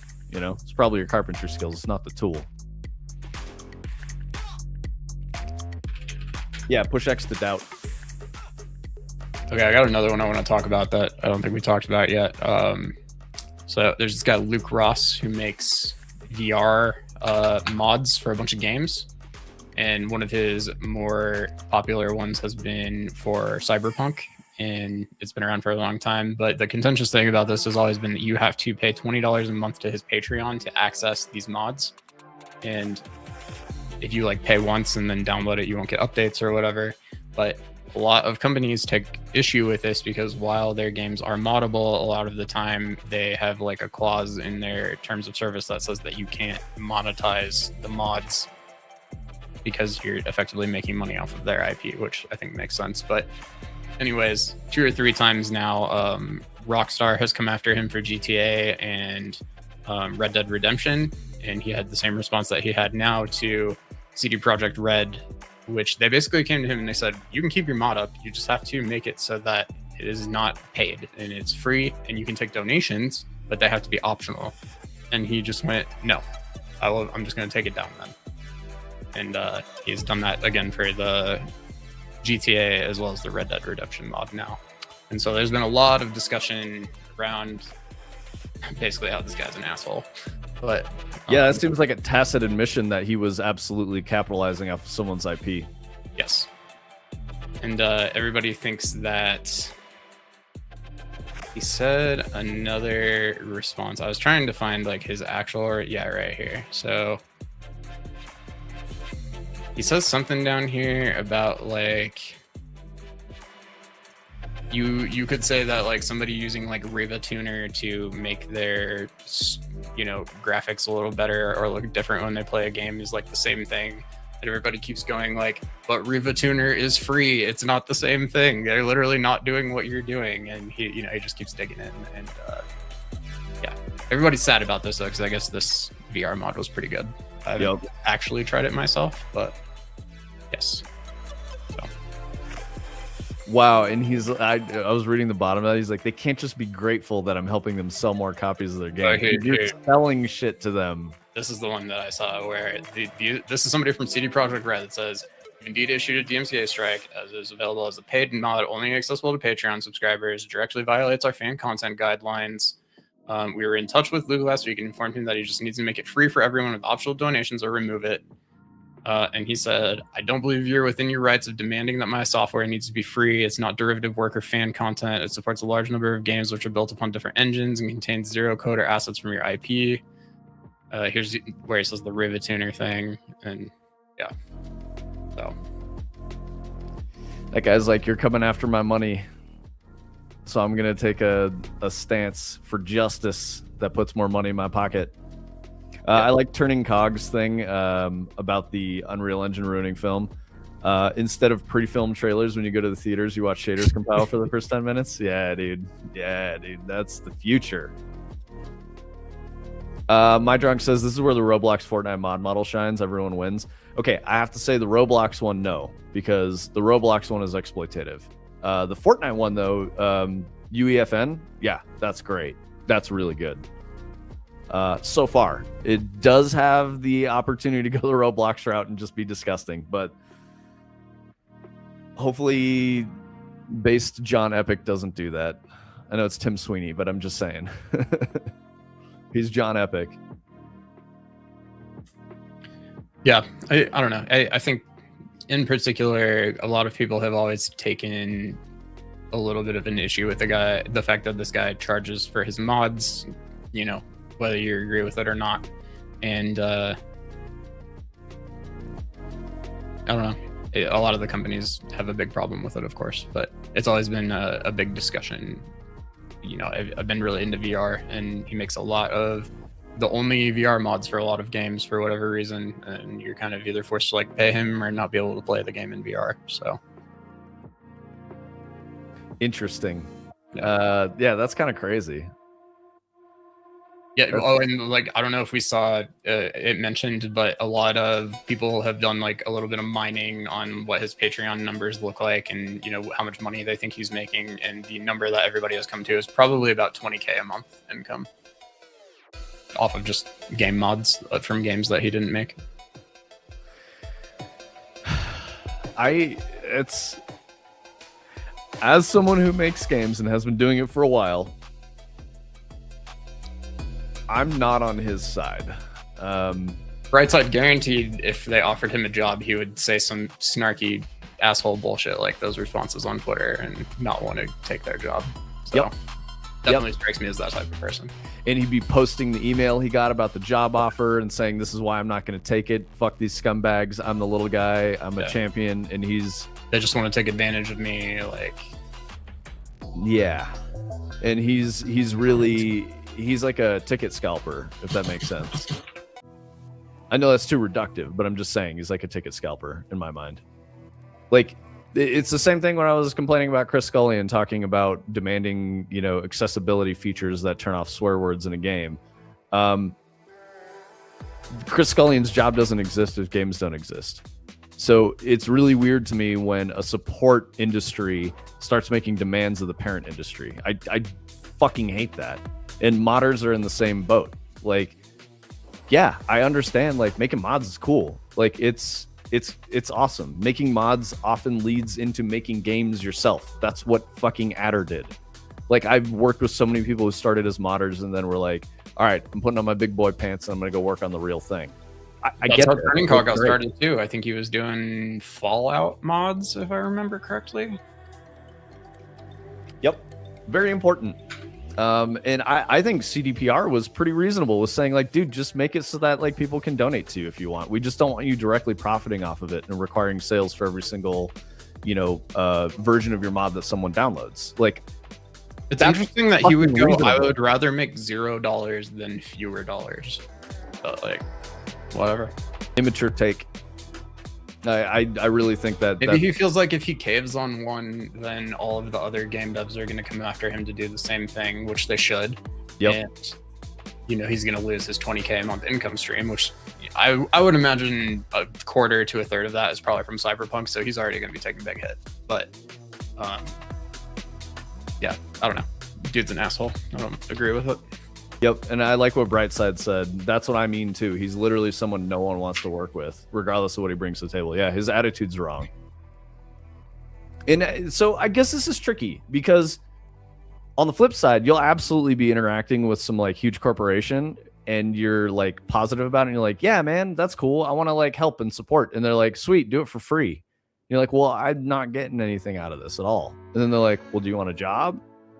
That makes sense. That's a normal pipeline. But there are definitely studios that'll be like, oh, I'm inspired by this art, and it's copy pasted into their game. Like what happened with Joe Cross Marathon. Like that happens too. In this case with CDPR, I don't think they were out of line. I think they were being very reasonable. They didn't tell him to knock it off entirely. They gave him a way that he could still monetize it, and he chose not to. Yeah, I'm with you on that, Tony. He's just an asshole. Would it be worth the effort to make an accessibility feature to double or quadruple the cussing with a menu option? Yeah. I'm thinking about, like, Chris Scullion trying to play like fucking Bulletstorm in front of his kid and being like, I don't know why why is it like this? This language is crazy. Graham, don't do that. Remove cussing checkbox and just not add any cussing anyway. I mean, yeah, you can do that. Anytime there's dialogue in the game, it's just like beep. Yeah. It just says expletive in the subtitle. Yep. Yeah, it'd be amazing.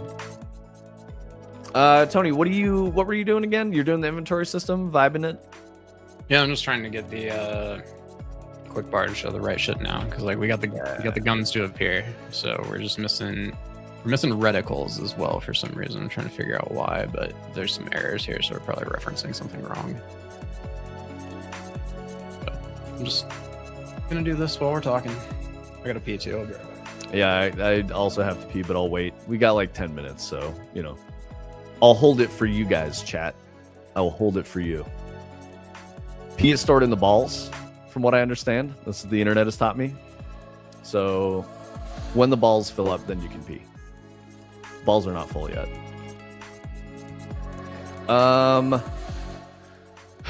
Yeah, the science seems to check out. Yeah, dude. That always makes me think of Always Sunny when Charlie finds hornets in the bar and he's like trying to get honey from the hornets, and he's like, I'm trying to get some honey from these hornets, and Dennis is like, I don't think it works that way, Charlie. And he's like, science seems to disagree. And he's like, no, I think it's some pretty basic science that hornets do not produce honey. It just makes me laugh so fucking hard. That's such a good episode. Can we get Pissball merch for Dread? Bro, we really want to do merch stuff. So the problem is, okay, if we take a minute to do merch, that's going to delay Dread, right? So there's so many things that we want to do to help support the studio, right? So like merch is one of those things. Like we've had requests for a couple of years for like a Fractal Grove logo hoodie. So we definitely want to do that. We know that's a thing that a lot of you guys would want, like a hoodie or a t-shirt. That's what this is for. There you go. Yeah. There you fucking go. This is some bullshit that I wrote, but I'm working on a whole thing where you'll be able to log in. We're going to have a store. We're going to have merch. Just staying focused on the important shit for now. No. What, just like his face on the butt? Like those juicy underwears or whatever? Is that, what am I thinking of? Or is this more like a Japanese vending machine situation? You want his actual like Costco underwear or whatever? I don't mean to do you like that, Tony. I don't know if you got like some bougie undies or not. I'm an American Eagle boxers. Okay. Okay. Yep. I'm a Tommy John's guy. They're nice. They're nice. My wife's been buying me those, and I like them. Boxer briefs, good fit.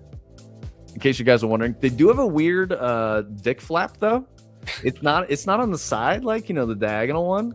It's vertical. So like it's kind of like this. So you can like pop out the top instead of like the side opening thing, you know? I don't know. I kind of like it. It takes some getting used to, but yeah.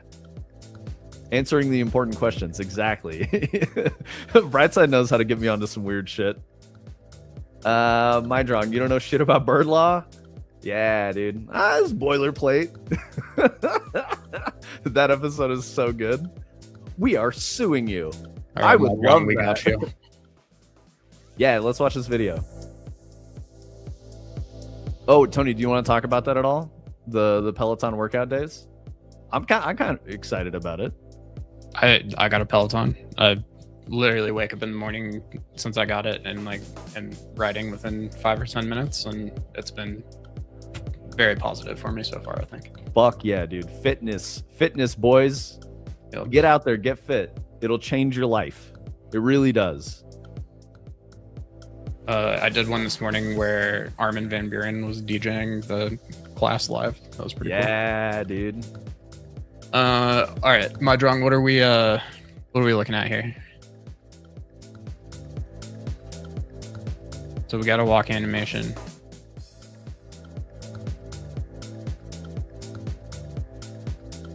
Is that the female one or the male one? I can see it kind of getting a little like weird around here now.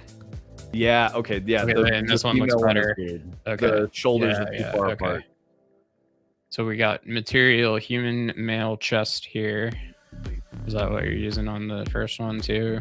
Yeah, of course. That's just the material though, so. First mesh is the separately imported female. Second is the morph targeted one. Doesn't the second one look a little better?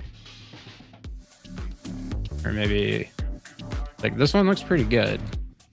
Yeah, I think he's saying that's the one that he's using, okay, but it's not morphing over to the female. And then that one right there, there's the morph. Yeah, you can see the morph happen right there. Yeah, it's like pushing the shoulders up and out. Yeah. Well, I mean, you can literally just see like that shoulder joint is getting moved in, I guess, and everything is trying to stay the same. It's from ZBrush. Pipeline, you're rigging them from Blender. It's from ZBrush.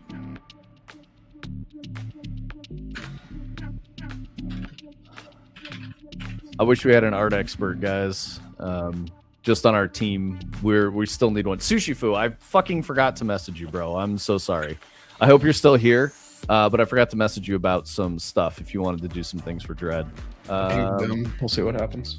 Yeah, I'm gonna message Sushi Fu right now so I don't forget. So sorry guys, give me 1 second because I kept forgetting. Who came in here? Who do we have? Wave to say hi. I have it in streamer mode. Graham! Oh, welcome to Discord, Graham. I gotta find... Where's the fucking panel that shows the people in the thing? I'm just going to read this post. We're running into issues. Same animation on the more targeted mesh in the attached video. The first skeleton mesh is the human female chest that was exported from the modeling software separately. Is when animates correctly. The second mesh is the human male chest, but exported from the modeling software with the morph targets. See, the animation does not work properly and morphed to the female version. I did. I also forgot the message turning cog. Right side says, I know this is a stupid easy fix, but can you set the scales to default or something? I feel like maybe they're scaled a little smaller for the female body and the scale was never set to default. People keep saying scale, for sure. I'm not gonna lie, I'm still confused by the explanation because... So this first one is, I guess this is female. I kind of see a more pronounced chest, okay. And then it's supposed to go to... Is the male quite a bit smaller than the female too? It does seem like everything kind of shrinks in a little bit. Sushi, I just added you as a friend. I think I have to have friends before I can DM. I'm pretty sure that's just a setting I've enabled on Discord. So as soon as you accept that, holler at me, and then I'll start a group DM with Turning Cog, and then we can talk about things, boys.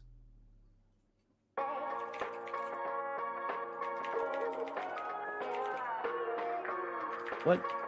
Mydron, could you make the same video with the skeleton turned on? Literally messaged Turning Cog before. What the fuck, dude? I feel like it might help if we could see the bones. I don't know if it would really help, but it might just at least help us visualize exactly what's happening when you morph it.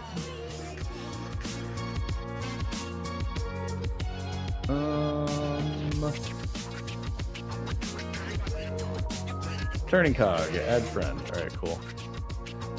We can do this. Yeah, Brightside, it seems like same skeleton. So then I guess, are you just putting different morphs on it to make the body proportions look different?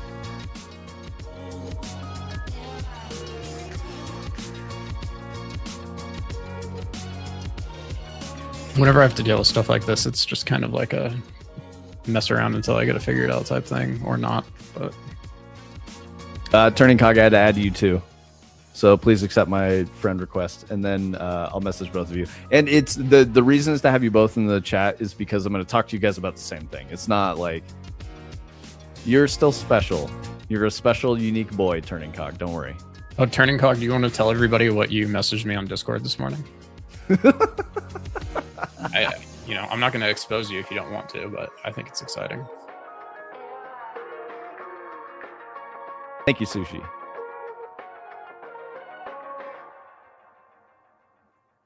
Okay, sweet. I've got Foo.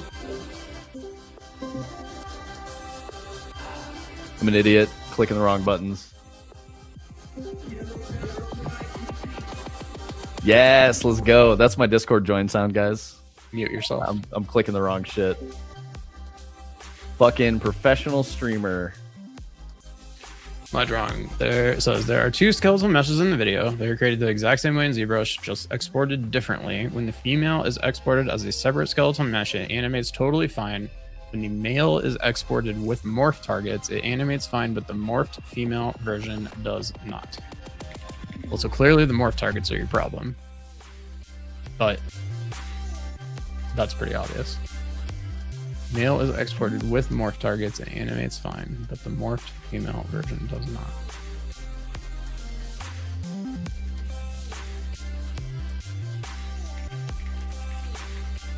I'm glad you guys got to enjoy my idiot shenanigans and clicking the wrong buttons.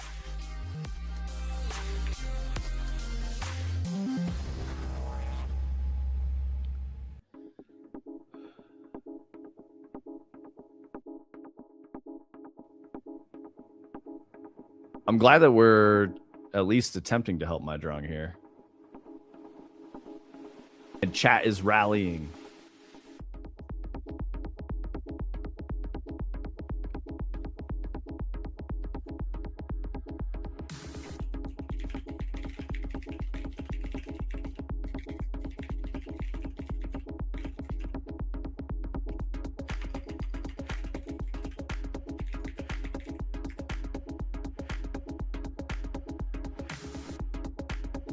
Yeah, of course, my drawing. That's what we're here for, man. I hope we can get you to a good spot.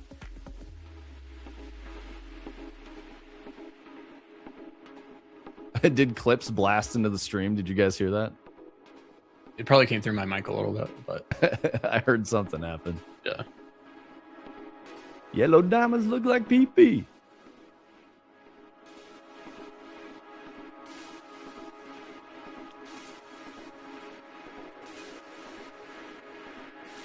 Sorry about that, Tony. Just clicking on all the wrong shit. I don't give a shit.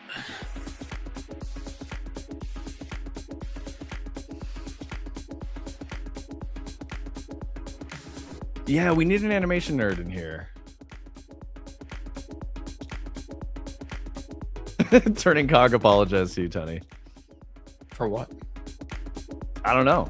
I don't know either. Turning Cog, are you doing the Shaun of the Dead bit? Sorry, Sean. Yeah, I'm pretty sure I saw Boom on Blender when I went to bed last night, and then Boom was on Blender when I woke up this morning. So Maximum Goblin. that's probably why Boom's not here right now. Boom is Goblin maxing for sure. All of them work the late shift. Actually, that's pretty real, Graham. Most of the artists I've known have like wacky fucking sleep schedules. They work a lot, but they just kind of like sleep when they become too exhausted to stay awake. And so you can like never really tell when the artist is going to be around or awake. You know, you just gotta give them the space to do their thing and hit them up. You know, hopefully they respond to you. I feel called out. I mean, is that how you're living, Sushi? Because like I could see that. You know, I don't mean that in a bad way. Like, do what you guys got to do. You know, I absolutely have like a wacky fucking sleep schedule. Went to sleep at 9 a.m. yesterday. God damn, Brightside. Oh, that's why you joined stream and then fell asleep. I mean, I appreciate the fact that you joined stream and fall asleep. That means that you're comfortable enough being here that you could just like pass out. Not that we're boring, you know. I hope we're not Imagine if boring. Vince read you a bedtime story. How relaxed you would feel. I would love to read a bedtime story to some of you guys. I don't even know what that story would be, but you know, we could do that. I feel like all of chat would just be asleep. My previous partner was an amazing artist and her sleep schedule was just chaos. Yeah, dude, that's real. That's like literally every artist I've ever worked with. That's not like a judgment. I mean, I have horrible sleep habits. Like they're really fucking bad. I think good sleep health is probably like one of the biggest life improvements you could possibly ever make for yourself. It's very tough though. You gotta really work for it. And I don't know. I've been doing it for so long now though that like what you guys are talking about would like legitimately kill me. I could not stay up all night. It's very hard for me now. And I used to, you know, do 2-3 days, no problem. And no more. I'm going to quote a problematic actor, but it's from House of Cards. Kevin Spacey in, I want to say it was like the first season, as Frank Underwood was talking about sleep. And I love this because I feel it very deeply. I've always loathed the necessity of sleep. Like death, it puts even the most powerful men on their backs. I think he's making a different kind of statement than what I like to make or the way I approach sleep. But I think about it as like, we don't have a lot of time being alive. Yep. And I always feel regret at sleeping too much, even though I feel so much better. Like my mind is better, my body is better, I'm functioning. But like, if that's the question, like if you didn't have to sleep and you know there would be no negative side effects, would you choose that? And I would 100%, no question. Yeah, I would turn sleep off in a moment. Like, instant decision, no sleep. Yeah, I'm with you. It just like almost feels like a waste of time. Yep. Yep. And I always struggle with that. Like, I'll find myself. I also have this fucked up thing where like I'll get tired around 9 p.m. If I resist it and stay awake, which is literally every night, then I'm awake until like 2. I get like this third wind where I'm just like fucking cranked. My brain is on and it's going. And I know that that's developed over a lifetime. Like that's how my body wants to work. I'll get sleepy as it gets dark, but then I will be awake like it's, 9 o'clock in the morning for normal people, which waking up early has never been a thing for me. Even when I was a kid and, trying to get up and go to school, I was late like pretty much every day. I just couldn't get out of bed. So for me, it's falling asleep is really hard, and then waking up is really hard. Just always been that way. So before I started making video games, most of the jobs I had sort of like catered to that style. So I would work, mid shift, night shift, like at any job that I had. And I was just more functional. If I had a job where I had to be at work in the morning, I was late. I would get in trouble every fucking time. I'll do like a week of decent sleep, then a week of not nearly enough. Yeah. I mean, that's bad too. That doesn't work. You can't like catch up on sleep deficit by sleeping extra and then not sleeping again. They say 1 hour of missed sleep is like 3 nights of good sleep or something like that to catch up. I can't remember what it is, but yeah. The schedule is the most important thing. The consistent, because your brain gets used to, that's what they refer to as the circadian rhythm. You get used to this, like, now I'm in rest mode, and your whole physiology, like, your body starts secreting hormones at certain times, and yeah, all sorts of stuff. And it's really hard on your body when you're not consistent. Yeah, and when you sleep, you heal. Your body heals itself, and you flush toxins. So if you're not sleeping appropriately or enough, you're not flushing the toxins out of your body, and you're not healing. And you're compartmentalizing long-term memory and things you learned, and like a bunch of like really important stuff that doesn't happen until you sleep. And yeah, Vince and I will sit here and tell you we wouldn't sleep if we didn't have to, but we recognize how important it is. What about cicada? I love cicadas. Cicada rhythm. Oh yeah, the cicada rhythm. Yeah. No, I like, honestly, like, it's kind of crazy. I was talking to Omni about this because we're putting some cicada sounds into Dread, and it's just personal because I love cicadas. I don't know that it necessarily adds to a creepy vibe at all. I do think that they can be creepy for some people, but I don't feel that way. I find them very, very soothing. And I know that some people, like, the noise of cicadas like starts to drive them crazy. So that could also be a justification for being in a horror game. Cicada rhythm can be unnerving and bothersome, but I find it very soothing. I enjoy their noises a lot. So yeah, cicada rhythm. Constantly battling myself with trying to get proper sleep. Real. Oh, yeah. Turning Cog. That's the one I wanted to read. Without the madness, good art doesn't happen. Yes. I wouldn't necessarily say madness. It's struggle. All art. Like, I don't know if you guys are into comedy, but good comedians they have rough lives. You need to have like real hard experiences to make jokes about stuff. Like, that's why comedy and tragedy in theater is the same, two sides of the same mask, right? It's the same shit. They're born of the same experiences. Evening Cicada was a pretty prominent 3D artist streamer for a while, for those who don't know. Still shows up from time to time, but hardly ever streams anymore. That's a good name. I like Evening Cicada. The vibes on that are very good. Yeah, I feel like I could Evening Cicada just as a state of being. Super chill dude. I can imagine with a name like that. Yeah. Very positive. Yes. All right. I told you guys I'd wait. I gotta pee now, so I'll be back.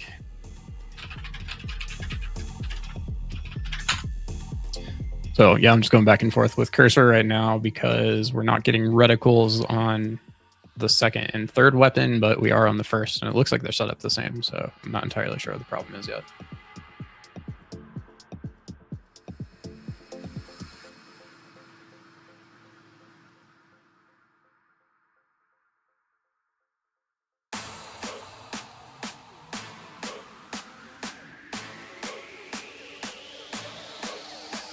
A lot of my problems in going through all of this have just been that, like, everything referenced the base Lyra stuff, and then as soon as I change, like, the inventory system to not be the base Lyra one, then every single thing that goes into it has to kind of be adjusted, and it's been really hard to find everything that I need specifically.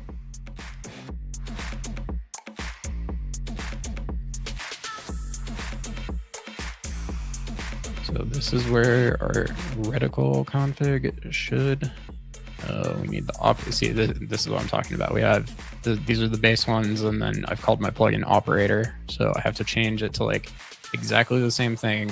Inventory fragment reticle config, but it needs to have operator on the beginning so that I can customize them and stuff without messing with the default Lyra stuff. But it's just like little things like this that don't really get picked up. They might have been in that error message, but it was just like kind of hard to determine if that's what the problem was. So this is fragment set stats.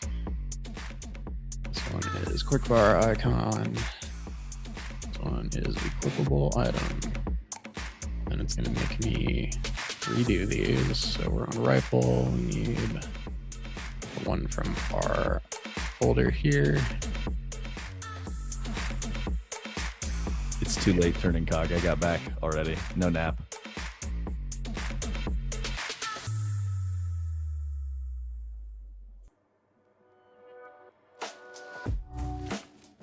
So this right here, what you're seeing, this is me setting up a new weapon, and theoretically this is kind of all you would have to do aside from a couple of, like, you know, making a mesh and stuff like that. But I have the ability to go in here and, you know, all of these tags are set up where I can, you know, determine how much ammo fits in the magazine of this gun, how much spare ammo I have, and then there's another one that's weapon,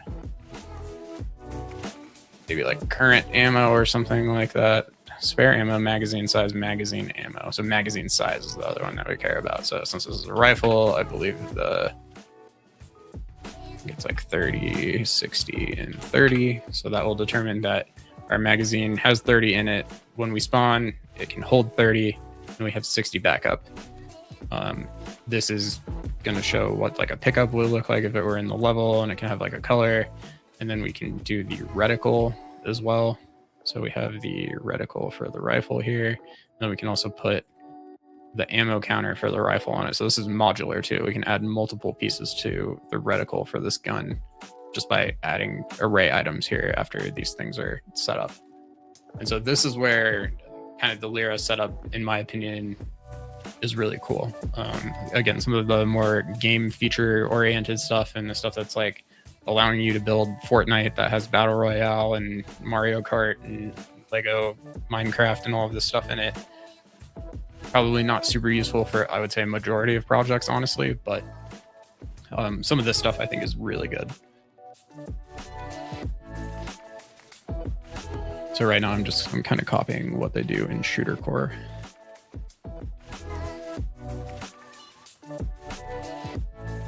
There's a new Nintendo of America president. It's not Bowser anymore. Bowser went to Hasbro. Yep. And Devin Pritchard is the new NOA president. Everybody thinks Nintendo silently fired Doug Bowser and said he retired because he said he was retiring and then immediately and got then took another job. Yeah. That's how that goes. He probably did get fired. Okay, so now maybe the rifle is going to work right. Let's see. All right, we have a reticle. We don't have anything in the quick bar still, but I don't know if that's the same problem, but this all seems like it's working. Sweet. Go do the shotgun. The new guy is a lady named Devin. The new guy is a lady. Nice. But yeah, how do you get Doug Bowser as like the head of Nintendo? That's crazy. I always thought it was crazy. Also, Doug Bowser looked like he had never played a video game in his entire life. Yup. Which everybody always said about Reggie, too. Because Reggie would be like, I can't wait to go home and play Super Mario Brothers on my Nintendo DS. Yep, that's exactly what he's gonna do when he gets home. Peach? I mean, I understand we're going for jokes here, but let's have an open mind. Let's be respectful to Devin. She could be amazing. She could usher in a new era of amazingness for Nintendo. We don't know. I'm hoping that's the case, but the stoic, my stoic philosophy says that it's probably not true, and I bet Devin is exactly like all of these other video game executives and has a background in business, and that's why she's in that role.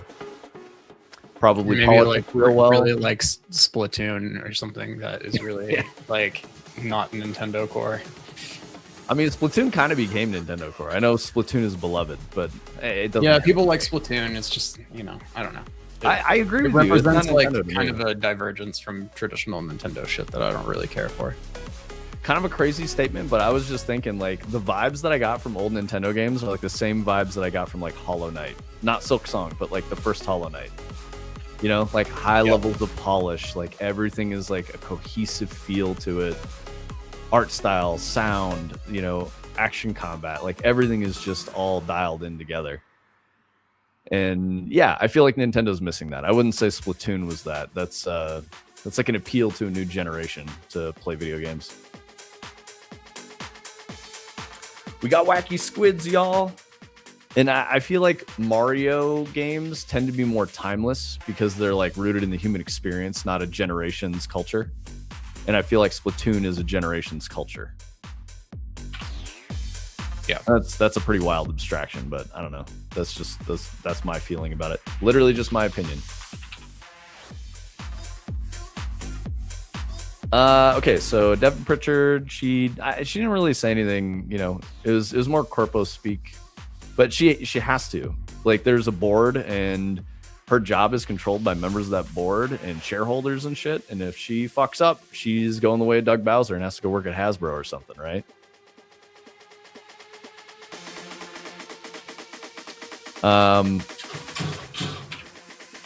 Somewhat positive message that she gave. Her first speaking moment publicly was at New York Game Awards. Said she wanted to celebrate the Game Awards, the industry, lifting up voices, stories, and dreams of so many. I don't know.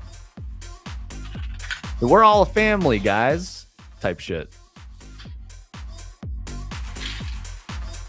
Nintendo out here pioneering friend slap.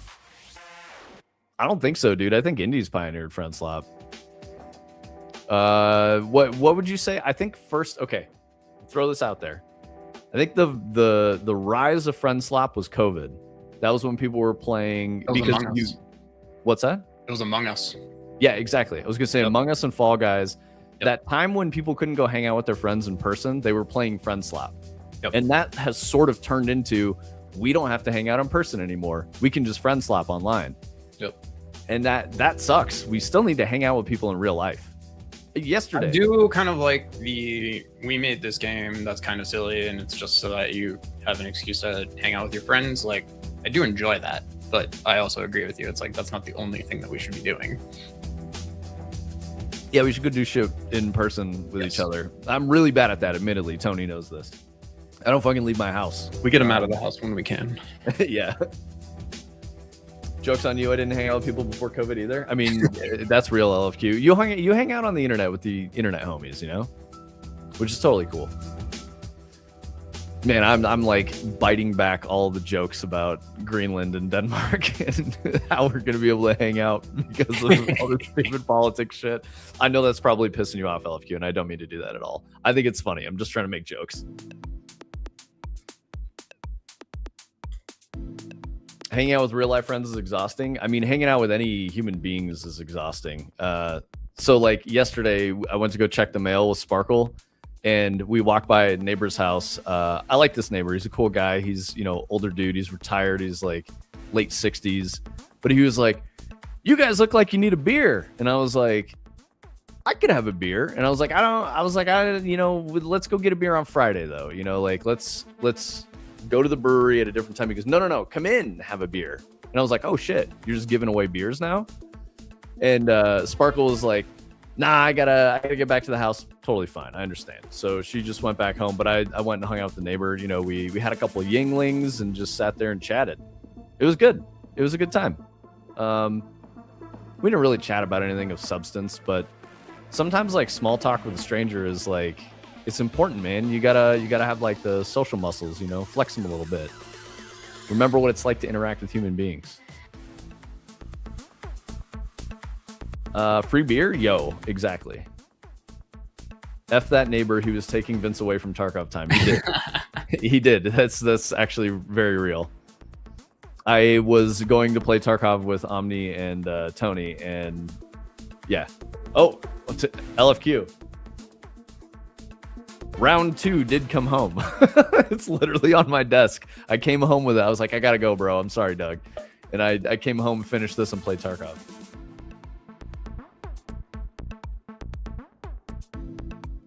You were tempted to play Tarkov all day instead of working? I mean, it's a balance, Sushi Fu. Like, if you, as a game developer, are thinking about what makes Tarkov work and what Tarkov doesn't do well while you're playing, that's still kind of a useful spend of your time. If you're like avoiding work to play a game, that's not great. I think about it like this. This is going to be weird because I know that we're live streaming, but if I'm like going to hang out in someone's stream, it doesn't necessarily help me create stuff and run the business and do these things that we need to do that are important so that we can be successful. Or if I'm like watching YouTube videos, right? Like I find that as not a great spend of my time, and I feel guilty about doing that. So that's when I would like watch a movie or play a game with an analytical eye and try to always think like, what can I pull out of this and, make a new experience from, like, what goes into Dread based on what I've played, and that's kind of how I think of it as like a better way to sort of justify it. But it's a fine line, you gotta be careful. You still have to like do shit. You still have to make shit. So.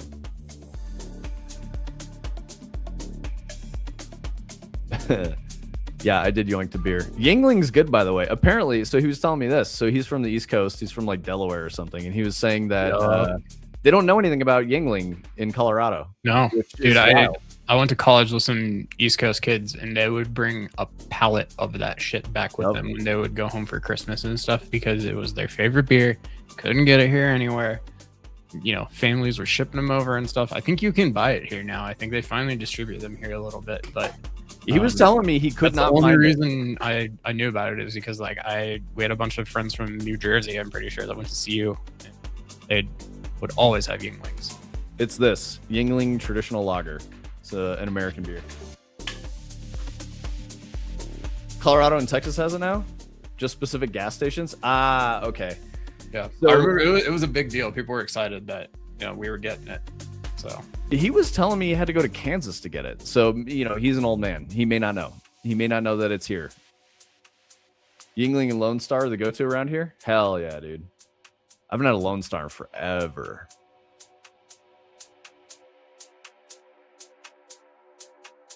Small beer tasting Monday evening? Nice, dude. What did you have, LFQ? You used to buy Yingling by the case and send it? Did they... I thought Yingling like stopped in the West. Like they don't sell it in the West. So did you like get it from California? Oh no, you were on the East Coast for a little while, Adder, weren't you? Is that where you picked up the Yingling taste? I first heard about it from my cousins that live in Florida because that's what they love. They're like, Yingling is the best shit ever, and I'm like, it's fine, it's okay. New Jersey, yeah, there you go. I don't hate Yingling, by the way. I think it's a fine beer, but I also like Budweiser. As I've heard it referred to, Bud Heavy. Not Bud Light. I prefer Bud Heavy, but more often than not, I'll drink a rice lager. That's kind of like my favorite shit lately. So like Sapporo, Asahi, Kieran. Kieran can give me headaches sometimes, though. I don't know why. That's like certain Pilsners can give me headaches, too. I probably just have like an allergy to, hops or wheat or something like that. And like rice beer is better on my stomach and just, it doesn't give me headaches and stuff. Who knows? My dad works at a hotel and they had a guy come out to talk about beers they had on tap. It also happened to be my first experience in a VR headset. Oh, fuck yeah, dude. Wait, you were drinking beer and playing VR? What were you doing? My buddy used to buy 4 to 5 24-pack cases at the time and bring it down with him. And then he'd visit us for race events or he'd include it in the middle of our car parts pallets. Hell yeah, dude. Used to ship it via Greyhound buses when they did freight. Amazing. That's pretty sick, dude. Oh, Adder, it sounds like when we're going to be there, and we could probably talk about it off stream if you want to, but it sounds like when we're going to be there, we'll be in your area closer to the weekend. I think we're going to spend like the week with other people. So maybe, do you think, would it be better for you if we came down on Friday and met up or if we came down on Saturday and met up? I think that's kind of my question. You could do 120 pounds via Greyhound bus for $60 from New Jersey to Texas. That's crazy. That's so cheap. Like, that's really cheap for freight. VR was a small competition where we had to learn to pour the perfect beer in VR. That's fun. So it was your first time in a VR headset? Yeah. LFQ played VR. Do you know what kind of headset it was? Yeah, good question, Tony. If you don't, do you know what color it was? Our drawing, I don't think that you would be counted as freight because you're a human being. You can just buy a second ticket, bro. You're too fat to fit in the airplane seat. Adder, I would fill buses with car parts. Not surprised they shut that shit down. Pretty sure it was in MetaQuest 2, but I'll look it up. Nice. Mocap, what's up, brother? I'm a freight knot. I got it. I got you. Little word play. MetaQuest 2, but I'll look it up. All right. MetaQuest 3. Yeah. Oh, here. I can just show you.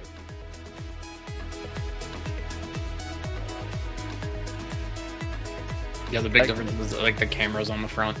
That guy's a Quest 2. That's a 2. Yep. And over here.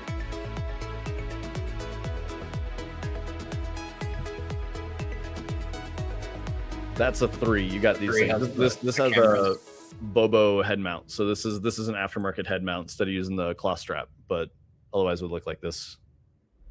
Is that the one that your fiance used, Adder? We were talking about it. Oh, yeah. You said you thought it might be the Bobo. Yeah. Very comfortable.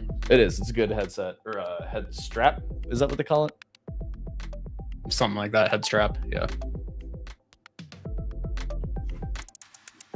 Yeah, I've seen people that adapt the Apple Vision Pro to go on that head strap because it's more comfortable than any other option. Oh, hell yeah. Yeah. I do like the Apple Vision Pro head strap if you're like trying to watch a movie in bed. It's really nice because you can just the like low profile like cloth one. Yeah, it's really nice on the back of your head. So the issue is with like these guys, they have these little plastic adjusters and you can't, like when you lean on that, it hurts. Like it creates a pressure point in the back of your head. So the Apple one is really nice for that, but the Apple one's really bad if you're like moving around and shit because it's not tight enough. And like making it really tight is difficult because that headset's heavy. So yeah. Trade-offs, you know? Yeah. Yeah, it absolutely helped me getting headaches in VR for sure. AVP is so heavy, wearing it for long periods of time gets to me.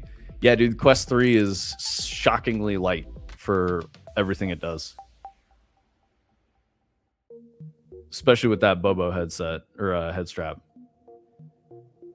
Dude, do it LFQ. Let's go. Yes, dude. Yes, dude. Same offer I've always given you guys. If you ever get a VR headset, I'll show you all of my favorite VR games.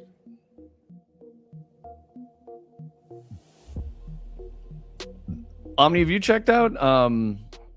Fuck, I'm trying to think of the thing that Sparkle was telling me about the AVP that she was really liking. There's some really interesting stuff. Immersive video is really good. Obviously, we've talked about that.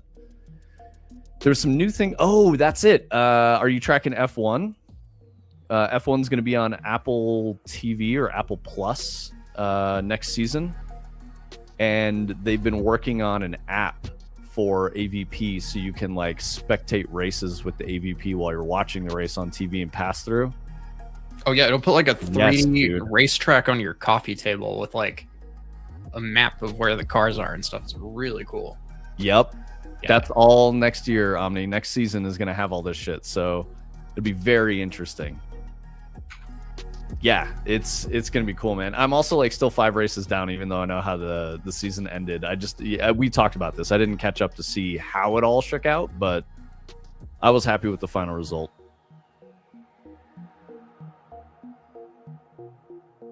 I can get behind that AR use case. Exactly, Adder. That's what I'm saying. Yes. That's where I see AR being good. Yep.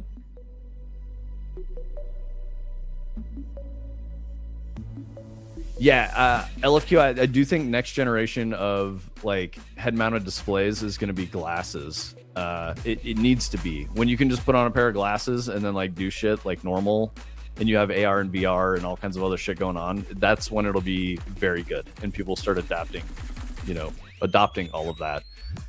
It'd be interesting to see if volumetric displays take off too, because like if your coffee table could do the thing that like Razer waifu girl can thing could do, like it could theoretically show you that same thing you would see in your Apple Vision Pro without having to put a headset on, but be probably big and clunky and expensive and probably not work as good.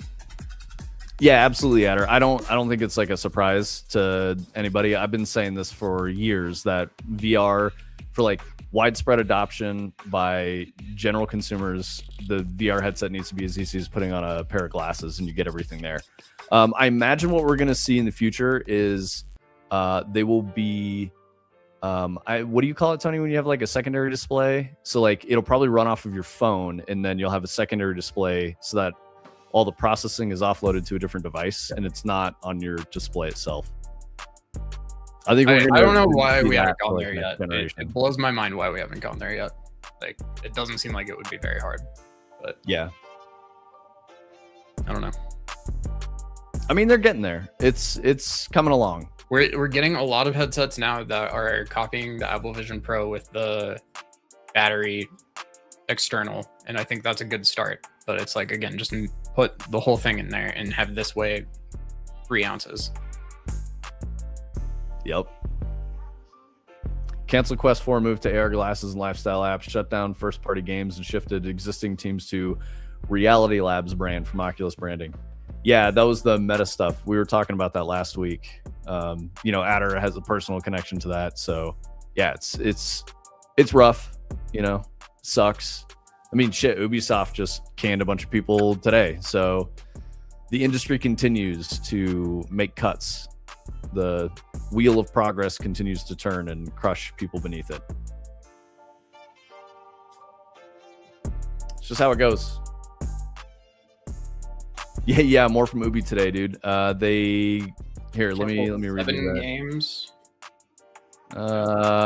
6 games canceled, 7 delayed, and 2 studios were closed. Prince of Persia: Sands of Time remake was among the canceled projects. A good thing they hired the son of the CEO or whatever. Yeah, exactly. Yeah, it's definitely a good thing they hired him. Sarcasm, but yeah.